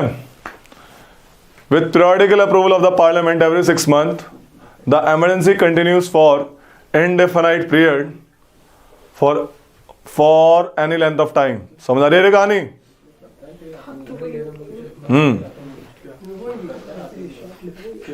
सुन लो रे, सुनो. अरे वो भाई इनफाइनाइट नहीं, इंडेफिनाइट. इसने इंफिनिटी का साइन दिया. तोड़ दूंगा. भैया तो मेरे को समझ आ रहा है. हाँ. लिख दिया था उसने.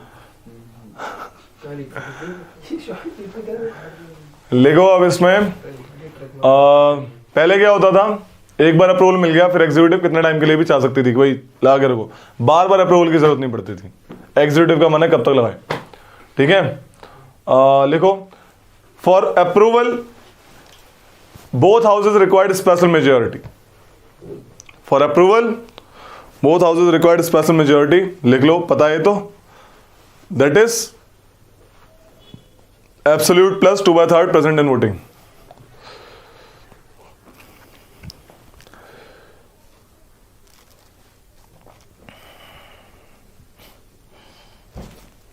समझ आ गई? पहले क्या होती थी, सिंपल मेजोरिटी से काम हो जाता था। अब हेडिंग लगाओ रिवोकेशन। हटती कैसे है रिवोकेशन, कैसे हटेगी? लिखो रिवोकेशन, लिखो द प्रेसिडेंट के पास देखो कितनी पावर है, लेकिन एक्चुअल में पीएम साहब के पास है, वो तो सोच भी नहीं सकते।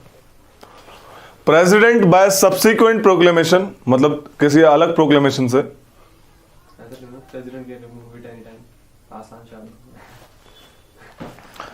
President by subsequent proclamation can revoke the emergency anytime.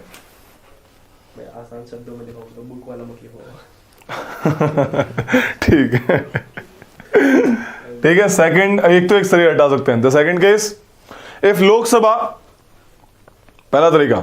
दूसरा तरीका, if Lok Sabha passes a resolution for revoking the emergency by simple majority, if Lok Sabha passes a resolution for revoking emergency by simple majority, सिर्फ लोकसभा की बात है रे, कल मत बोला पार्लियामेंट बोला, ठीक है। then emergency can be have to be removed, the president must remove the emergency। क्या बोल रही है, रिवोकेशन ही आएगी समझ गए ना?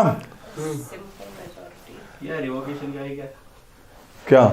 if Lok Sabha passes a resolution for revocation of emergency by simple majority और वर्किंग मेजोरिटी और constitutional majority, then the emergency has to be terminated. Okay, सही है, काफी है। भैया जो 8 एक कुछ होता है 144 लग जाती है धारा, ऐसे कुछ है, वो क्या? वो अलग है, वो सीआरपीसी की धारा है, वो इमरजेंसी नहीं है, वो तो कानून के कभी भी लगा सकते हैं। उसमें भी तो बंद हो जाता है, उसमें इकट्ठा होना बंद हो जाता है, एक जगह पे 4 या 4 से ज्यादा लोग इकट्ठे नहीं हो सकते, ठीक है, कर्फ्यू टाइप, ठीक है। ये इमरजेंसी है, इसमें क्या क्या, उसमें तो बस इकट्ठा होना बैन है, इसमें देखो क्या क्या बैन है, लिखो effects of emergency, effect of national emergency. अच्छा सा करा देना।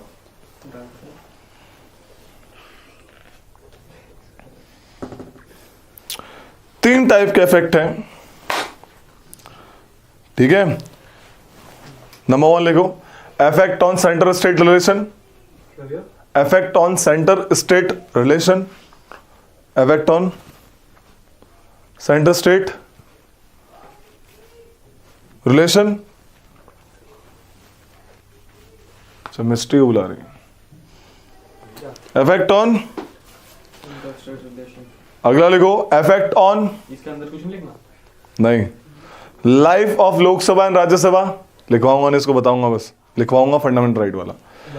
Lok Sabha and state assemblies, effect of life of Lok Sabha and state assemblies, state की, जो जैसे मध्य प्रदेश, राजस्थान, क्या कैपिटल राजस्थान की? हंस रहे हो अबे ओ, इतना लगाओ कैसे है तुम्हें? जयपुर है भैया, हैं? सभी को पता है जयपुर है, सभी को पता है राजस्थान का सभी को पता है, क्या? राजस्थान की सबको पता है, बाकी को नहीं पता। ओके, मुझे भी ऐसा लगता है कि 26 जनवरी क्यों मनाते हैं, सबको पता होगा। अब पता चल गया जयपुर है। प्रेमबल किसका था? तुम्हारा क्या था? मेरा तो प्रेम। सेलेंट फीचर्स, टीचर्स थे मेरे बुला लो। क्या क्या फीचर है? अरे अटक गई सांस, अटक गई भाई साहब। याद है, याद है, सारे नहीं याद, मतलब हाँ रिटर्न पूछेंगे, तुमसे ही पूछेंगे, बच गए। तुम्हें ऐसा लग रहा है? वहम है, 2 बंदे एक साथ आएंगे। टॉपिक। थर्ड लिखो, इफेक्ट ऑन फंडामेंटल राइट। देखो यार क्या होता है, अब ध्यान से सुनना। Effect on centre state relation, समझ आ रही है? हाँ भाई, क्या पे कहाँ पे बात करेंगे? इफेक्ट ऑन, अगला है इफेक्ट ऑन एफआर। देखो यार, जो नेशनल इमरजेंसी है उसका इफेक्ट सेंटर स्टेट रिलेशन में कैसे होते हैं? देखो, central relation are 3 types, executive, legislative, judiciary. समझ आ रही है? या फाइनेंशियल ले लो, एग्जीक्यूटिव, लेजिस्लेटिव, फाइनेंशियल, क्योंकि जुडिशरी तो अलग है एकदम मामला, है ना? एग्जीक्यूटिव एडमिनिस्ट्रेटिव वाले, पावर वाले मामले, मिनिस्टर्स वाले मामले। तो सेंटर कोई भी डायरेक्शन दे सकती है किसी भी स्टेट को कि आज से यहां पे बैन लगाओ, बोला बैन लगा देंगे। किसी भी स्टेट सब्जेक्ट में तुम्हारी पुलिस यहां पे आज से काम नहीं करेगी, नहीं करेगी। किसी भी स्टेट सब्जेक्ट में जो भी पावर होगी स्टेट के पास, उसके तहत ऑर्डर दे सकती है, जैसे माँ बाप हमको देते हैं। नेशनल इमरजेंसी, समझ आ रही है? कंप्लीट कंट्रोल में आ जाता है स्टेट सेंटर के, कंप्लीट कंट्रोल में। गवर्नमेंट फेडरल से यूनिटरी बन जाती है 1 मिनट में, इमरजेंसी लगते हैं साथ ही। समझ आ रही है कहानी? लेजिस्लेटिव में क्या फर्क आता है? पार्लियामेंट किसी भी स्टेट सब्जेक्ट में लॉ बना सकता है। आज से यूपी की पुलिस टोपी नहीं पहनेगी, नहीं पहनेगी। आज से यूपी की जो भी, मतलब हो रहा है तो ये कहानी, आज से गंगा रिवर का पानी वहां पे इतना ही जाएगा, इतना ही निकाल सकते हो, काइंड ऑफ दैट थिंग। ठीक है, आज से इतने पेड़ कटेंगे, इतने पेड़ कटेंगे, ऐसे करके स्टेट सब्जेक्ट में पार्लियामेंट कभी भी कैसे भी लॉ बना सकता है if there is a national emergency. Legislative समझ आया? ठीक है। फाइनेंशियल में क्या है? सरकार चाहेगी कि भाई थोड़ा सा पैसा कम कर दो, स्टेट गवर्नमेंट के लोगों को कम पैसा दो, ऐसा लग रहा है। ठीक है। फाइनेंशियल रिलेशन में लाइक ये तो फाइनेंशियल इमरजेंसी होगी। खैर, फाइनेंशियल रिलेशन कैसे चेंज होंगे कि जैसे सेंटर के पास ना एक राइट होता है ग्रांट्स देने का, जो भी टैक्स आता है उसका कुछ पार्ट सेंटर को स्टेट में बांटना होता है एज पर the recommendation of finance commission under article 280। Okay, वो ग्रांट्स रोक भी सकता है, कम भी दे सकता है, बोले कि वॉर चल रहा है, हमारा पैसा यहाँ जाएगा सारा, हम नहीं देंगे आप, बोला ठीक है, क्योंकि नेशनल इमरजेंसी है। ओके, तो ये फाइनेंशियल रिलेशन में दिक्कत आती है। ये आप घर में पढ़ना, लिखवा नहीं रहा हूं, इनको बता दिया मैंने क्या क्या रिलेशन बता रहा हूं। ऐसा रखना दिमाग में, जब भी नेशनल इमरजेंसी आए यूनिटरी हो जाएगा। ऑप्शन पढ़ के समझ आना चाहिए। ऑप्शन पढ़ा, ऑप्शन में लग रहा है सेंटर को पावर दी गई है, यानी कि सही है, ऐसा समझना। ठीक है, वो सही ही होगा मोस्टली। एक ट्रिक बता रहा हूं, अपार्ट फ्रॉम दिस जो होगा लिखा हुआ है बता दिया। अगला आता है effect on life of state legislation parliament. एक बार में आप लाइफ बढ़ा सकते हो पार्लियामेंट की by passing a simple law, not requiring special majority, simple majority. 1 साल तक, 5 साल के लिए बनती है सरकार, 5 से 6 साल कर सकते हो, 7 साल कर सकते हो, 8 साल, एक बार में एक साल एक करके बढ़ा सकते हो। सेम सरकार रहेगी जब तक रखनी है। ओके, सेम चीज को क्या कर सकती है पार्लियामेंट, अपने साथ भी कर सकती है और साथ में स्टेट लेजिस्लेचर्स की लाइफ भी बढ़ा सकती है। जैसे जब इंदिरा गांधी गवर्नमेंट ने इमरजेंसी लगाई थी तो उन्होंने 2 बार लाइफ बढ़ाई थी, 2 बार, लेकिन बाद में 5 साल 10 महीने कह के हट गई थी वो। समझा गई? तो सबसे लंबी लोकसभा थी वो 5वीं। 5th Lok Sabha was the highest longest tenure in history of India. 5th Lok Sabha, 5वीं, याद रखने वाली बात है। फंडामेंटल राइट, इस पे क्वेश्चन आते हैं। Effect on fundamental right, there are 2 articles 358 and 359, बताते हैं इसके बारे में। हाँ भाई, कुछ याद होगा? कोई फंडामेंटल राइट दिया था किसी को होमवर्क? मेरे को याद है। Very good. क्या था? आर्टिकल 20 एंड 21 जैसे उसके अलावा जो भी रहते हैं सारे हट जाते हैं, और on the basis of war and external aggression.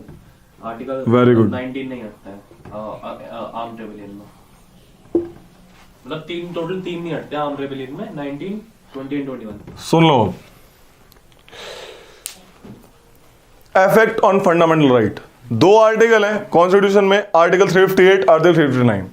ये कहते हैं जब भी नेशनल इमरजेंसी लगेगी फंडामेंटल राइट को हर्ट होगा। कैसे? पहला हर्ट, आर्टिकल 358 कहता है जब भी नेशनल इमरजेंसी लगी, एनी ऑफ द अबव 3, ले ऐसे करके, लाइक वॉर फलाना फलाना, war exclamation armed rebellion.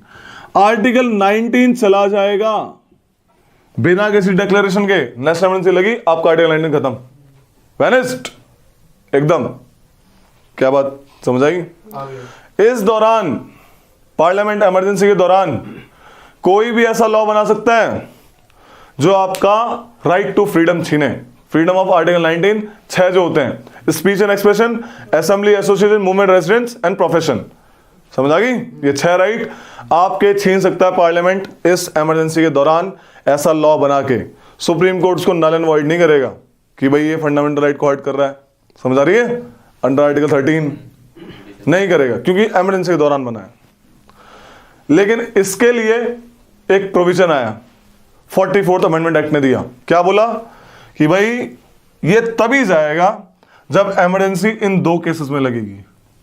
Armed rebellion के केस में आर्टिकल 19 नहीं जाएगा। तो आज जो प्रोविजन आर्टिकल 358 कहता है, यही कहता है जो ना भी बताया, जब भी इमरजेंसी लगेगी, आर्म्ड रेबेलियन या फिर एक्सटर्नल, जब भी external of war, in 2 cases में जब इमरजेंसी लगेगी, आर्टिकल 358 कहता है आपका आर्टिकल 19 खत्म हो जाएगा। लेकिन अगर इमरजेंसी लगाई गई आर्म्ड रेबेलियन के बेसिस पे, आर्टिकल 19 रहेगा, कुछ भी इफेक्ट नहीं होगा उस पर। आ रही है समझ में? समझ में आई बात? As per article 358। Okay, emergency के दौरान कोई भी ऐसा लॉ बना सकते हैं जो कि आपके आर्टिकल 19 को काटे। पहली चीज, जो भी गवर्नमेंट ऐसा काम करेगी, एडमिनिस्ट्रेटिव एक्शंस जिसमें आपको लगा आपका राइट टू फ्रीडम हट रहा है, आप कोर्ट में केस नहीं कर सकते क्योंकि वो इमरजेंसी है। यानी एग्जीक्यूटिव एक्शन भी बचे रहेंगे। ठीक है, समझ आ रही है? तो ये कहानी थी। 44th अमेंडमेंट एक्ट ने क्या बोल दिया, बस इसको हटा के इस पे लगाएंगे और साथ में सिर्फ वही एक्शंस और वही लॉज बचेंगे, वही एक्शंस और वही लॉज बचेंगे during emergency, those who are related to emergency only. कोई ऐसा लॉ बनाया जो इमरजेंसी रिलेटेड नहीं है, इमरजेंसी को प्रमोट करने के लिए नहीं है, उसको हटा दिया जाएगा। बाद में ना पर उसी बीच उसको इम्यूनिटी नहीं मिलेगी। ठीक है, पता लगा इमरजेंसी लगी, किसी ऐसे घरेलू झगड़ा चल रहा था, पकड़े पीट दिया, समझ रहे हो कहानी, लेकिन पुलिस आई उठा के ले गई मर्डर केस में, बोला आर्टिकल 19 छीन लिया कि इमरजेंसी है, नहीं कर सकते। इमरजेंसी रिलेटेड वो तो केस ही अलग हो गया ना, समझ आई? तो ये चीज भाई इसकी इन्वेस्टिगेशन तो बाद में होगी ना, इमरजेंसी का बीच में भी हो सकती है, क्या दिक्कत है? बीच में हो सकती है। You can go to supreme court when your right is related not to emergency. बाद में करो, तुम्हारी मर्जी है, बीच में करो तब करो, लेकिन वो तो खिस्ता खिस्ता वही वाली बात है। कोर्ट ने बोला है 2 सेफगार्ड दिए हैं इस 58 के तहत, सुप्रीम कोर्ट ने, मतलब this under amendment 44th amendment act 1978। सिर्फ आर्टिकल 19 तभी हटेगा जब वॉर और एक्सटर्नल एग्रेशन होंगी, सिर्फ वही लॉज और वही एग्जीक्यूटिव एक्शंस बच पाएंगे, इंडेमिनिफाई हो पाएंगे, इम्यूनिटी मिलेगी उनको जो कि इमरजेंसी रिलेटेड होंगे, ना कि अदर चीज से रिलेटेड। यानी सबके नाम पे इमरजेंसी का ठप्पा मार के ले जाओ, नो। ठीक है, अब आता है 359। मैंने क्या बोला इसमें? 59 जो 2021 की बात करी थी, याद है? इमरजेंसी वही इमरजेंसी है। ये कहता है, इसमें क्या कहता है, प्रेसिडेंट अंडर प्रेसिडेंशियल ऑर्डर एक ऑर्डर साइन करेगा, उसमें लिखेगा, सपोज उसने लिखा आर्टिकल 30, 29, 28, 22 ऐसे करके लिख दिया। बोला इन आर्टिकल्स जो भी उसने लिखा है प्रेसिडेंट लिखेगा इसी ऑर्डर में कुछ फंडामेंटल राइट्स, सारे भी लिख सकता है, कुछ भी लिख सकता है, एक भी लिख सकता है। बोलेगा ये आर्टिकल्स के आपके पास पावर नहीं है कोर्ट जाने के लिए। बेसिकली अंडर आर्टिकल 359 के तहत आपको कौन सा आर्टिकल जाता है? 32। ये आर्टिकल चला था, क्या article 32? Right to move to court, right, ये जाता है।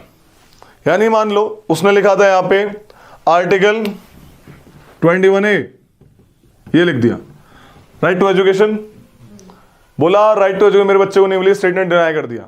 ठीक है, आप सुप्रीम कोर्ट नहीं जा सकते क्योंकि इमरजेंसी है, प्रेसिडेंट साहब ने अपने ऑर्डर में लिखा है आप इस आर्टिकल को इस आर्टिकल के तहत नहीं ले जा सकते कोर्ट में। आ रही है समझ में क्या कहना चाह रहा हूं? Right to move to court is suspended under this article, और किस किस आर्टिकल के लिए? जो इस ऑर्डर में डाले जाएंगे, पहली चीज। दूसरी चीज, इसमें वो 20-21 नहीं डाल सकता, बताया था ना कौन सा आर्टिकल सस्पेंड नहीं होते? 20 और 21 आर्टिकल कभी नहीं डाल सकता इसमें। आप कोर्ट जा सकते हो जब भी आपकी क्या होता है आर्टिकल 20? ये बताएगा Rohit. Confinement of any offense. वही था ना, आर्टिकल 20 वही था ना कि protection against confidence Yes. Protection against conviction for offences, ठीक है, कन्विक्शन ऑफ ऑफेंसेस। 3 चीज थी, डबल जेओपार्डी है, self incrimination, ex post facto, ठीक है, और आपका 21 का right to life and personal liberty. ये चीज वो इस ऑर्डर में नहीं डालेगा ताकि आप इसके तहत जाना सको, ये डिफरेंस है। इसमें आर्टिकल 19 जब तक इमरजेंसी रहेगी तब तक नहीं रहेगा। इसमें आर्टिकल 19 कब तक नहीं रहेगा? जितना इसमें टाइम पीरियड लिखा होगा, चाहे वो 1 महीना हो, चाहे वो पूरी इमरजेंसी हो, चाहे वो 2 महीने हो, 3 महीने हो। समझ आ रही है कहानी? डिफरेंस समझ आ रहा है ना? ये डिफरेंस है, और कोई डिफरेंस है ही नहीं। ऐसे जाता है फंडामेंटल राइट का इफेक्ट इन 2 आर्टिकल के तहत, इफेक्ट ऑन फंडामेंटल राइट्स। तो लिख लो हल्का सा, इफेक्ट ऑन फंडामेंटल राइट्स। इसमें भी सेफ गार्ड दिया गया था, पहले नहीं था ऐसा। इसमें भी 2 सेफ गार्ड दिए गए 44th अमेंडमेंट एक्ट के तहत। एक तो 2021 नहीं लिख सकता, ये 44th अमेंडमेंट एक्ट के बाद आया है। प्रेसिडेंट इस ऑर्डर में 2021 को नहीं लिख सकता। दूसरा, only those laws are immune from the judicial review, those are related to national emergency, not other laws. 44th amendment Janata government लिखा है। यस, तभी तो चेंज करा। उनने खुद से ही सब मतलब कर लिया, कोई कमेटी कुछ बैठाई होगी? एक शाह कमीशन बैठा था इंदिरा गांधी गवर्नमेंट के इमरजेंसी के ऊपर। उन्होंने बोला था ये इमरजेंसी लगाने की जरूरत नहीं थी, उन्होंने जबरदस्ती लगाई पॉलिटिकल रीजंस की वजह से, नहीं जरूरत थी। तभी फिर उन्होंने इस कमीशन के रिकमेंडेशन बेसिस पे इमरजेंसी प्रोविजन में बदलाव लाए ताकि कोई भी मनमानी ना कर सके। शाह कमीशन। प्रधानमंत्री नाम का एपिसोड है, मैं कितनी बार बोलता हूँ, प्लीज वॉच दैट, मस्त मजा आता है देखने में। पूरी कहानी 95% चीजें रेलेवेंट है उसमें, 95%, कितनी बड़ी बात है, बेस्ड ऑन ट्रू स्टोरी, ठीक है। 95% चीजें रेलेवेंट है। प्रधानमंत्री is episode on available on YouTube, available है, उसको देखना। और अगर तुम्हें अच्छा और देखना है अपनी स्टेट पॉलिटी के बारे में, एक संविधान करके एपिसोड आता है, उसमें कॉन्स्टिट्यूशन के बारे में, कॉन्स्टिट्यूशन असेंबली के बारे में डिबेट दिखाएंगे, अलादी कृष्ण स्वामी अय्यर दिखाएंगे, महावीर त्यागी दिखाएंगे, नेहरू जी तो दिखेंगे, उनकी स्पिरिट दिखेंगी नकली में, ठीक है, उनकी बातें दिखेंगी, उनके वर्ड्स दिखेंगे, एक्टिंग दिखेगी, ठीक है, इंस्ट्रूमेंट ऑफ एक्सेशन दिखेगा, सब दिखेगा। फंडामेंट ड्राफ्टिंग कमेटी दिखेगी, 10 बंदे दिखेंगे drafting committee. Article 358 and 359 deals with the fundamental effects on fundamental rights. Effects on fundamental rights. Gentlemen, write down about Article 358.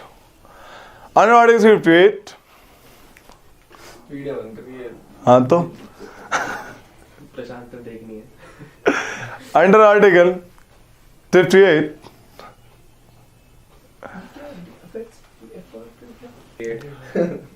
Article 19 suspended, ठीक है। The 44th Amendment Act 1978 said that as national emergency comes in on the grounds of लिख लिया मैंने, on grounds of war or external aggression, वे एक बारी फिर से मतलब 44th अमेंडमेंट के बाद से बता। 44th Amendment Act said that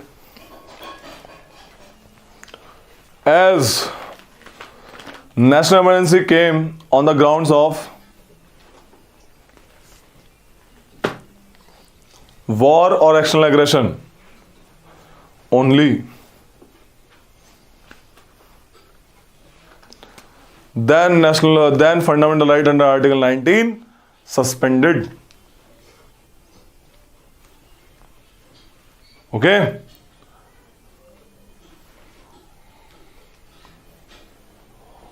mapping कराऊंगा। As per Article 359,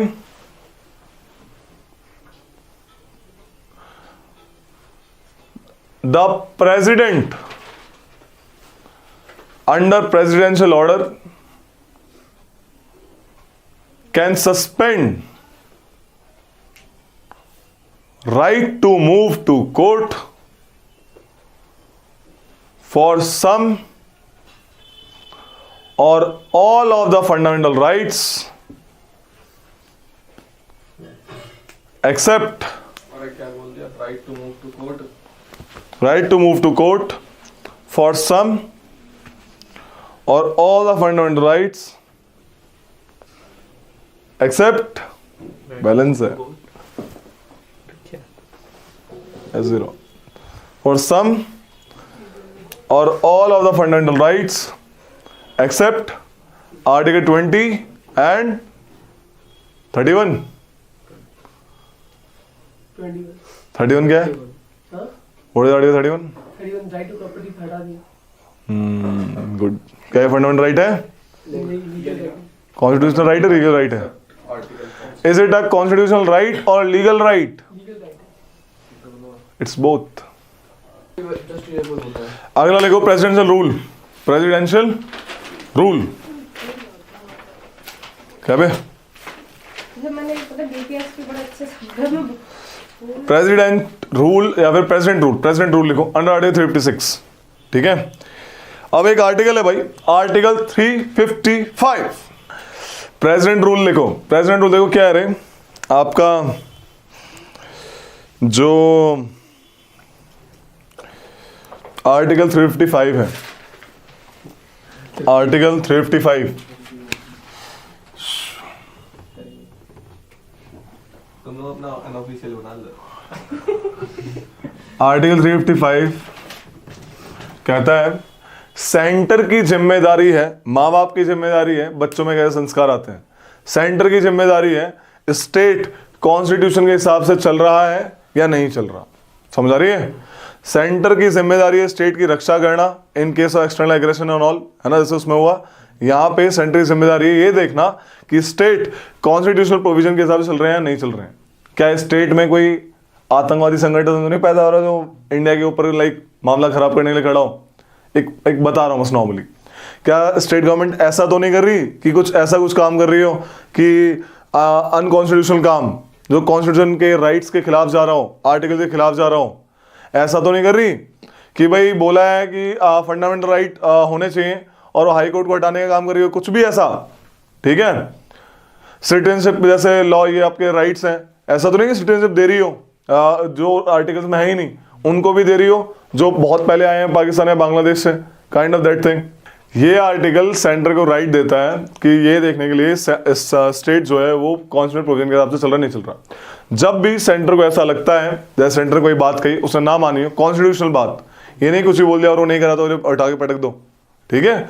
कॉन्स्टिट्यूशनल बात कही कॉन्स्टिट्यूशनल राइट्स के तहत कही उन्होंने नहीं मानी जैसे इलेक्शन हुए इलेक्शन कमीशन ने कोई बात कही स्टेट ने नहीं मानी ठीक है तो पंगा होगा। इन दैट केस क्या होगा centre under article 356 centre under article 356 president rule declare कर देगा कहां पे स्टेट में कब जब उसको लगेगा कि भाई स्टेट कॉन्स्टिट्यूशन के हिसाब से नहीं चल रहा। क्या जब भी सेंटर को लगेगा state is not working according to the constitution of India तब वो क्या करेगा स्टेट में प्रेसिडेंट रूल डिक्लेयर कर देगा। पहला केस कैसे पता लगेगा गवर्नर हर पीरियोडिकल 6 महीने 2 महीने 3 महीने पीरियोडिकल रिपोर्ट भेजता है स्टेट की प्रेसिडेंट को कि भाई स्टेट में ये मामला चल रहा है या तो उस गवर्नर की रिपोर्ट पे बेसिस पे लगा देगा या फिर बिना गवर्नमेंट के रिपोर्ट के हिसाब से भी लगा सकता है जब उसे खुद लगेगा कि भाई स्टेट में जो है सरकार कॉन्स्टिट्यूशन के हिसाब से नहीं चल रही है। आई बात पहली समझ में नहीं आई पहली बात ये है केस पहला 356 में प्रेसिडेंट रूल 356 के तहत और कब लग सकता है दूसरा कारण दिया 365 में दूसरा कारण किसमें दिया है कारण दिया है लगाएगा इसी के तहत इसमें दूसरा कारण है सेंटर ने कोई कॉन्स्टिट्यूशनल डायरेक्शन दी स्टेट को उसने नहीं मानी तो अंडर आर्टिकल 356 प्रेसिडेंट रूल लग जाएगा वहां पे ठीक है।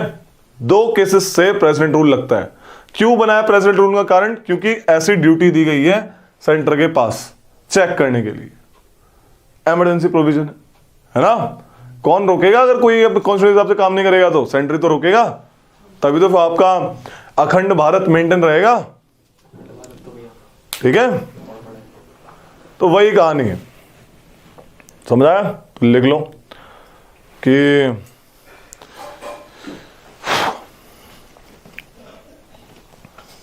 थ्री नहीं लिखवा रहा, ये अपने आप पढ़ लेना घर में। लिखो, president rule can be proclaimed under article 356।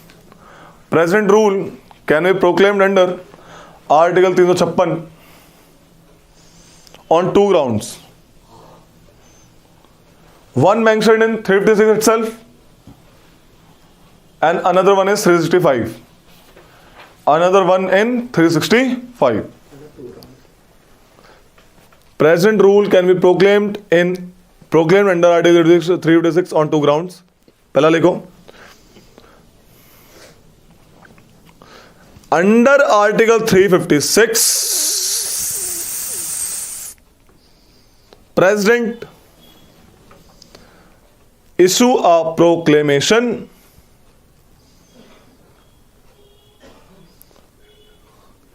if he is satisfied that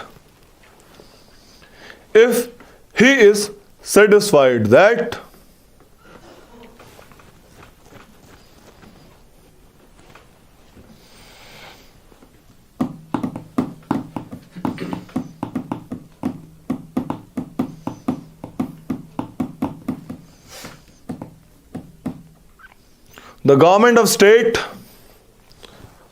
it is advised that the government of state cannot be carried on in accordance with the provision of constitution. In accordance of Provision of constitution. अगला कारण लिखो, और कब कर सकता है? Of constitution. Under Article 365, 365, under Article 365, if state fails to comply with, or to give effect to any direction,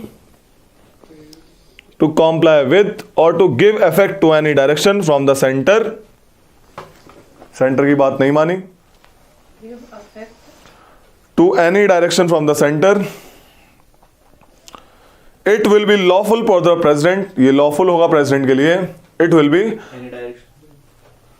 of the center, it will be lawful for the president to hold that situation has arisen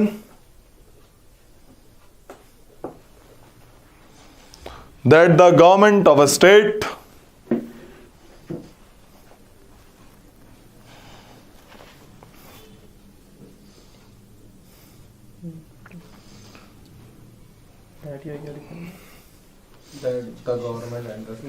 the government of the state, that situation has arisen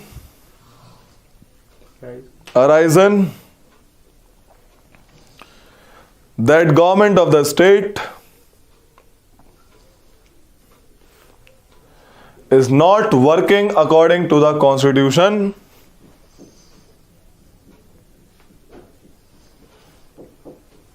therefore to declare president rule under article 356. Reason इसमें लिखा है लेकिन declare 56 से ही करेगा। ठीक है, same कहानी जैसे वहां थी यहां पे भी रिपीट होगी। प्रेसिडेंट ने प्रेसिडेंट रूल लगा दिया, अब क्या होगा? अप्रूवल पार्लियामेंट ही करेगा। यहां पे थोड़ा अलग केस है। पहला केस, इनको जैसे नेशनल इमरजेंसी में कितना टाइम चाहिए था अप्रूवल करने के लिए?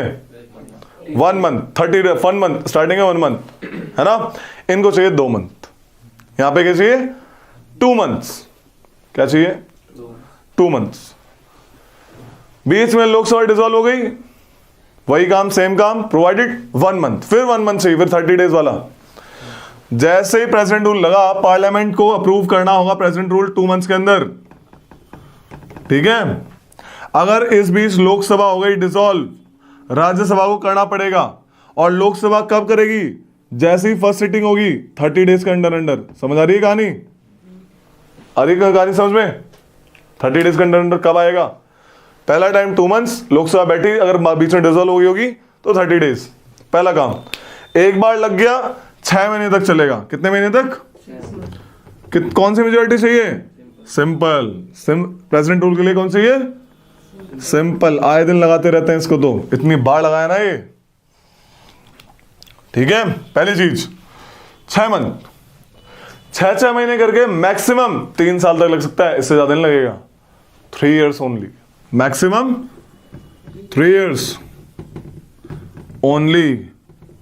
एक्सेप्शन है एक, पंजाब में 5 साल तक लगाता कुछ, एक्सेप्शन है ये, बताएंगे इसके बारे में।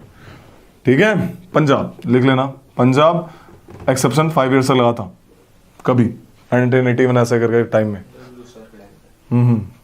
उस टाइम लगा होगा, हाँ उसी टाइम लगा होगा, सही कह रहे हो। ठीक है,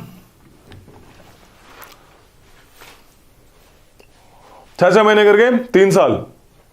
लेकिन एक और चीज, 1 साल बाद, सपोज 6 महीने हुआ, फिर 6 महीने 1 साल हो गया, 1 साल के बाद आफ्टर 1 year प्रेसिडेंट रूल तब ही कंटिन्यू कर पाओगे जब 2 कंडीशन फुलफिल होंगी। पहली कंडीशन, या तो किसी पार्ट में या पूरे देश में क्या लगी हो, नेशनल इमरजेंसी। दूसरा rule, election commission of India ये बोल दे कि हाँ it is not adequate to hold the election in that state, election नहीं करवा सकता मैं, तो लगा के रखो वहां पे, तभी 1 साल के बाद 6 महीने के लिए बढ़ेगा। ठीक है भाई, ये कंडीशन फुलफिल होनी चाहिए अगर 1 साल से ज्यादा बढ़ा रहे हो तो। दोनों से क्या? दोनों बहुत कंडीशन। ठीक है, समझ आ गई? मैक्सिमम 3 साल, कि भाई स्टेट की पावर खत्म करो ना तुम, एक तरीके से खत्म पावर, तो नहीं चलेगा ये काम, ऐसे नहीं चलेगा। समझ आ गई? लिख लो इसको, parliamentary approval and duration, parliamentary approval and duration लिखो इसमें, पार्लियामेंट्री अप्रूवल एंड ड्यूरेशन लिखो। It has to be approved by both the House of Parliament by simple majority. It has to be approved by both the House of the Parliament by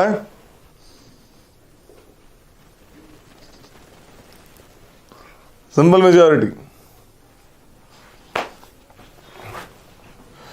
Within 30 days of its declaration. Within 30 days of its declaration. 30 days or 2 months? I'm sorry, 2 months. लिखा है ना 2 months, बस ठीक है फिर 2 months. Once approved, it will continue for 6 months at a time.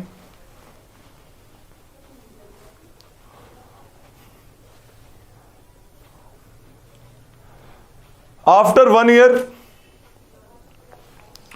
following 2 conditions have to be fulfilled for continuance of presidential rule. After 2 months, following 2 conditions have to be fulfilled. 2 conditions for continuance of president rule. समझ आ रहा राष्ट्रपति शासन क्या होता है? अब जब भी लगेगा देखना, पता लगेगा क्या कहानी है। पहली condition, national emergency was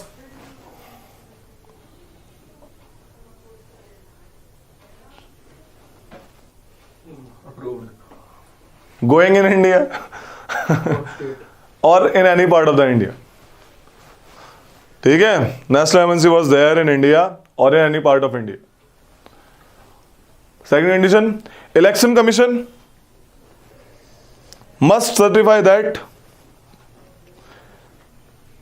the election cannot be held on account of difficulty. Election Commission must certify that the election cannot be held on account of difficulty.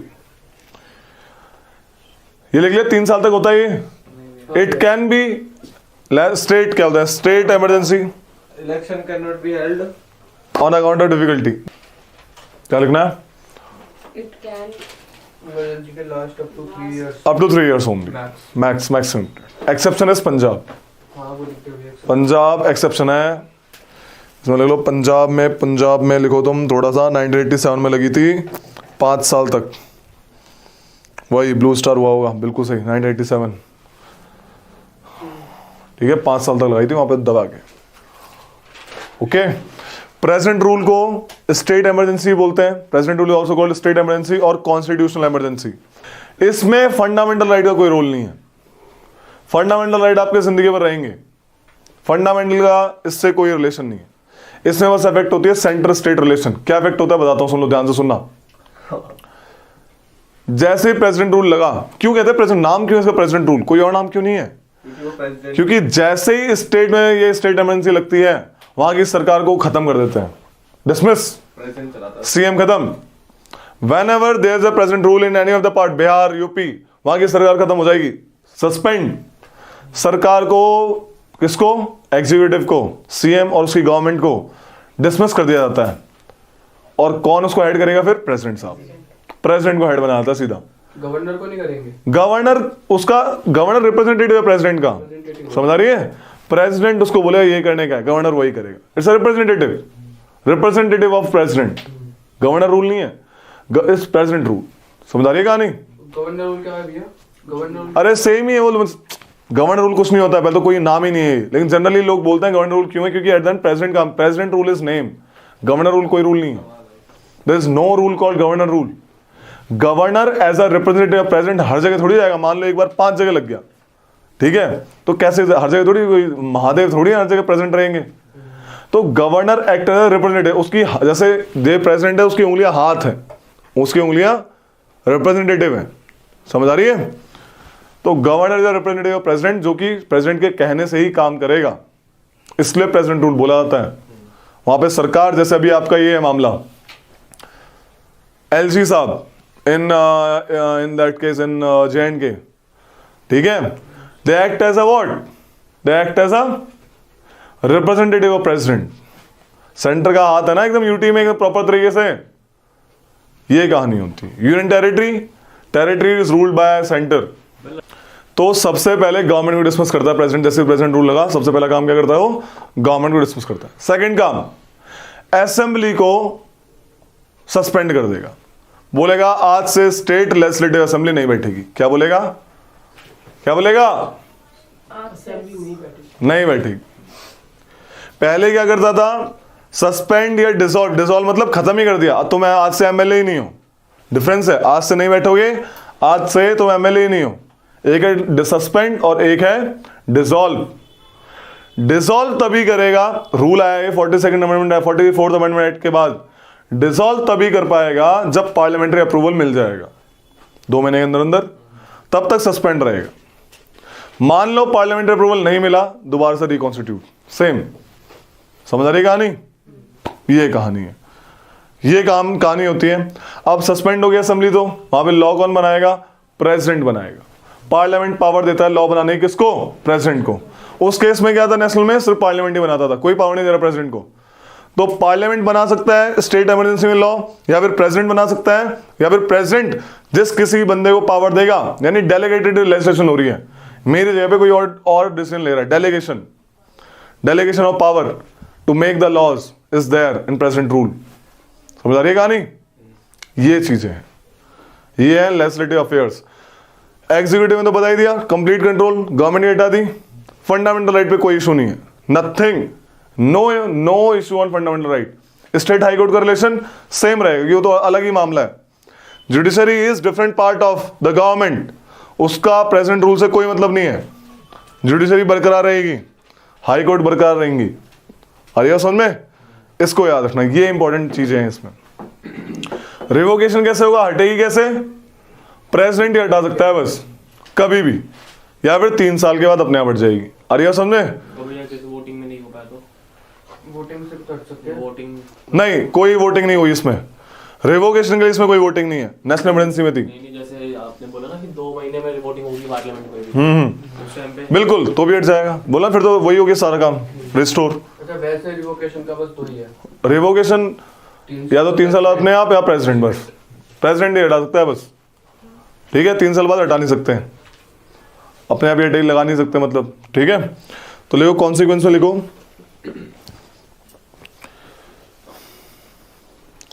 The president acquires the following extraordinary power, he can take up the function,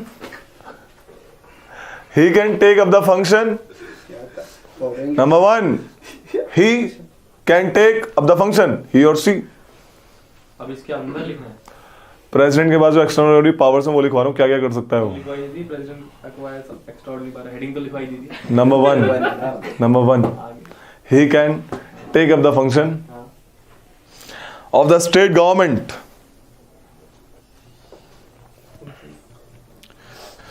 and powers vested in the governor or any executive authority of the state, कोई भी, सब मेरे under काम करेंगे। और any other executive authority in the state, vested in the अपनी book बंद करके यहाँ पे झांक रही है। वो भी खुली हुई है। ठीक है, take up the power of the government, any of the function of governor or any of the function of executive authority in any state, in that state, ठीक है। अगला लिखो, he can declare that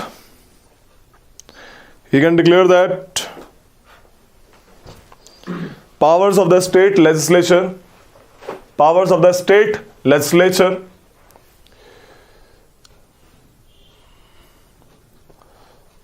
are to be executed by parliament, ठीक है रे, executive by parliament, executed by parliament. अलग से लिखो, when there is a president rule in any state, he dismisses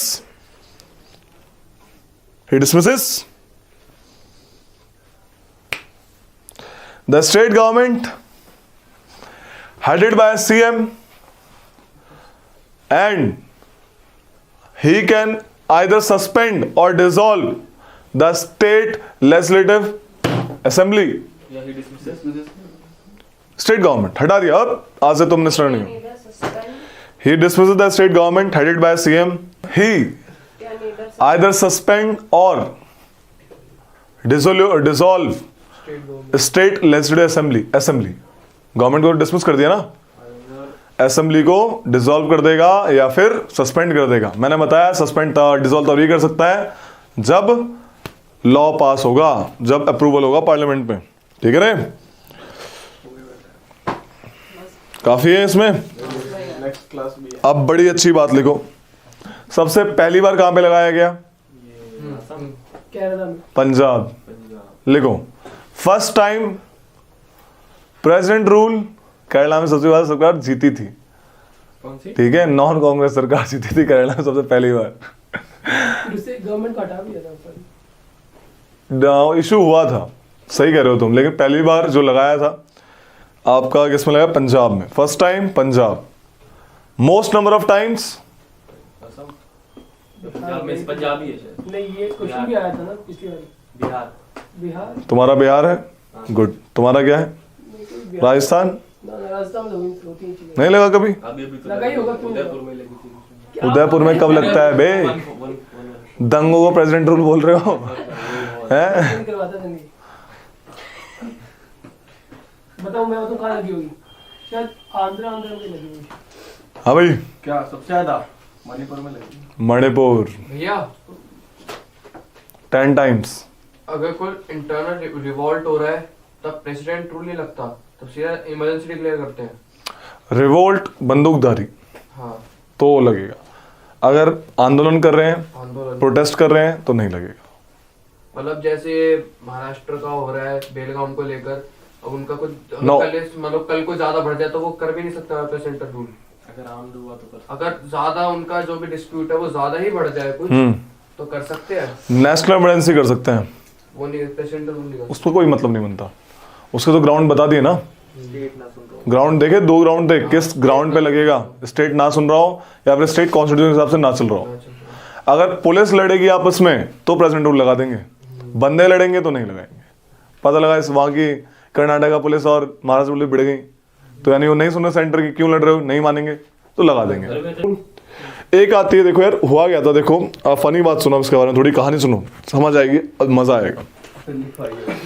जब 1976 में इंदिरा गांधी गवर्नमेंट ने देखा, सॉरी जब 1977 में जनता गवर्नमेंट आई सेंटर पे, ठीक है, सेंटर पे आ गई, तो उन्होंने चालाकी चली, उन्होंने बोला जिस स्टेट में मतलब जो कांग्रेस सरकार है, सेंटर के इलेक्शन हुए थे ना, तो बोला अगर यानी इस टाइम पे इलेक्शन होते तो वो लोग भी हमें ही वोट देते, सेंटर वाले भी, स्टेट वाले भी, अपनी स्टेट गवर्नमेंट बनाने के लिए, है ना, समझ आ रही है क्या कहना चाह रहा हूं।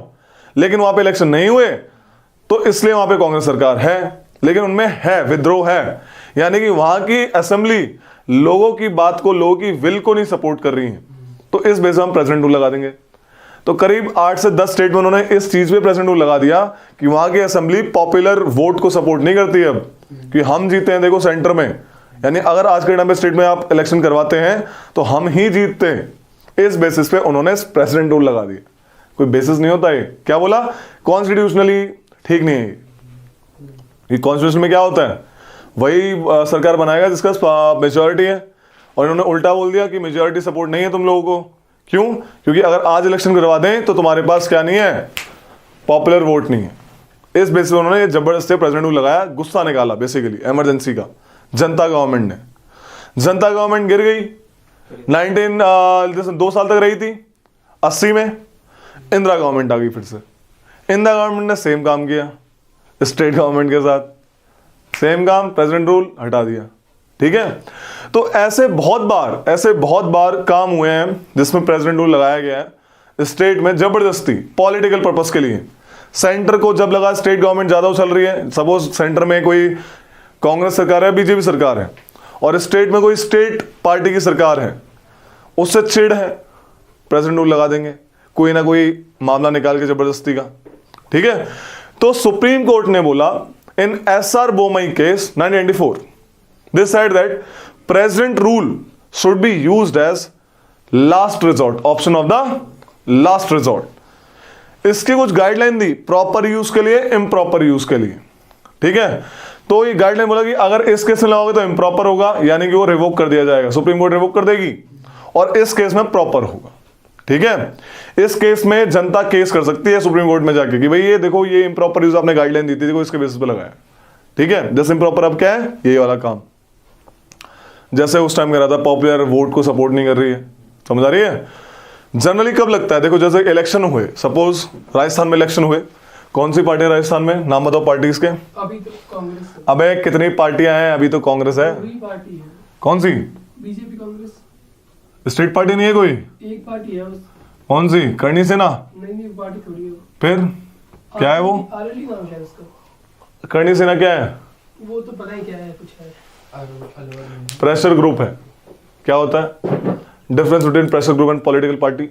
वो मतलब इलेक्शन नहीं करते, पर कुछ भी इशू, यही पता था बस, और क्या है? कोई इशू होता है तो गवर्नमेंट पे मतलब प्रेशर, दबाव बनाते हैं, दबाव दल।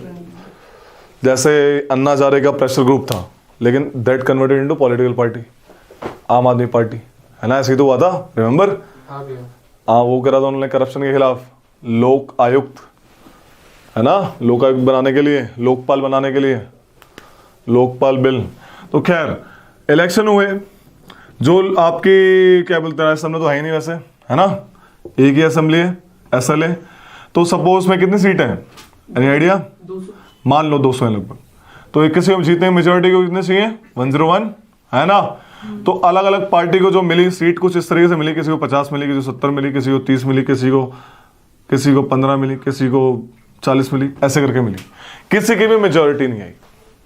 तो गवर्नर के पास अथॉरिटी होती है क्या, कि जो मेजोरिटी पार्टी है इसमें किस कोई है, ये 70 वाली जाके अगर ये बोलती है कि मेरे पास बाकी पार्टी का सपोर्ट है, आप मेरे को CM नियुक्त करिए और मुझे टाइम पीरियड दीजिए, उस बीच में आपको प्रूफ करके दिखा दूंगा फ्लोर पे, फ्लोर मतलब असेंबली में, ठीक है, floor test, right.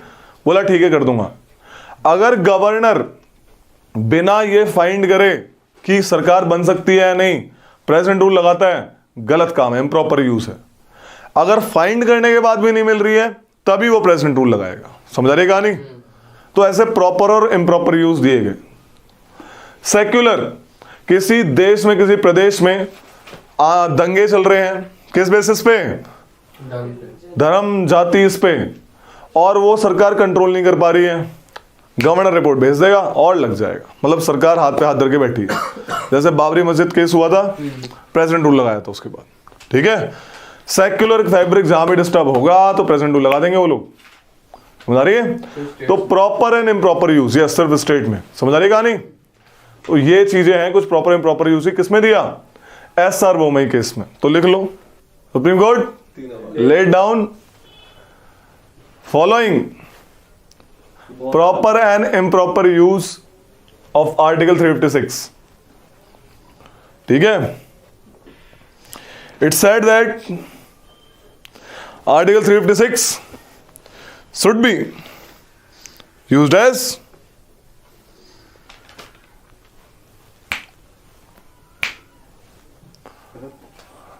solution as a last resort. ठीक है? As a option of last resort. Last resort. Financial emergency लिख लो, इतना काफी। फाइनेंशियल इमरजेंसी लिखो, लास्ट रिजॉर्ट। बहुत इजी। फाइनेंशियल लिख लो, इसमें लिखवा रहा हूं, समझ अपने आप जाओगे, लिख लेते हैं। Article 360, article 360 empowers the president to declare financial emergency when he is satisfied that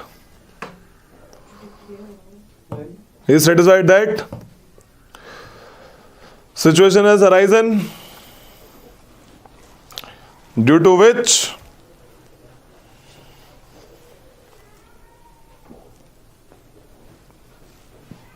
financial stability of India is threatened. Approval लिखो, सेम होता है प्रेजेंट रूल की तरह, स्टार्टिंग का बस लिख लो। After declaration it has to be approved by both the house of parliament within 2 months. After declaration financial financial emergency has to be by parliament declared by both house of parliament within 2 months. After declaration the financial emergency has to be approved by the both house of parliament within 2 months. ठीक है? और ये तो पता ही है, अगर बीच में वो डिसॉल्व हो जाती है तो 30 डेज के अंदर अंदर। इसमें 3 महीने है तो ठीक है? 1 महीना। ये कहानी सेम है, 2 महीने 30 डेज। 2 महीने 30 ठीक है। समझ आ गई? एक बार अप्रूव हुई, एक बार अप्रूव हुई चलती रहेगी। एक बार अप्रूव, कोई इसमें बार बार नहीं करना, चलती रहेगी। लिख लो, once approve no repeated renewal is required. कब तक चलेगी? जब तक है जान, जब तक है जान, जब तक है जान। पैसा है तब तक। हाँ, जब तक पैसा नहीं आएगा तब तक गरीबी। Once approve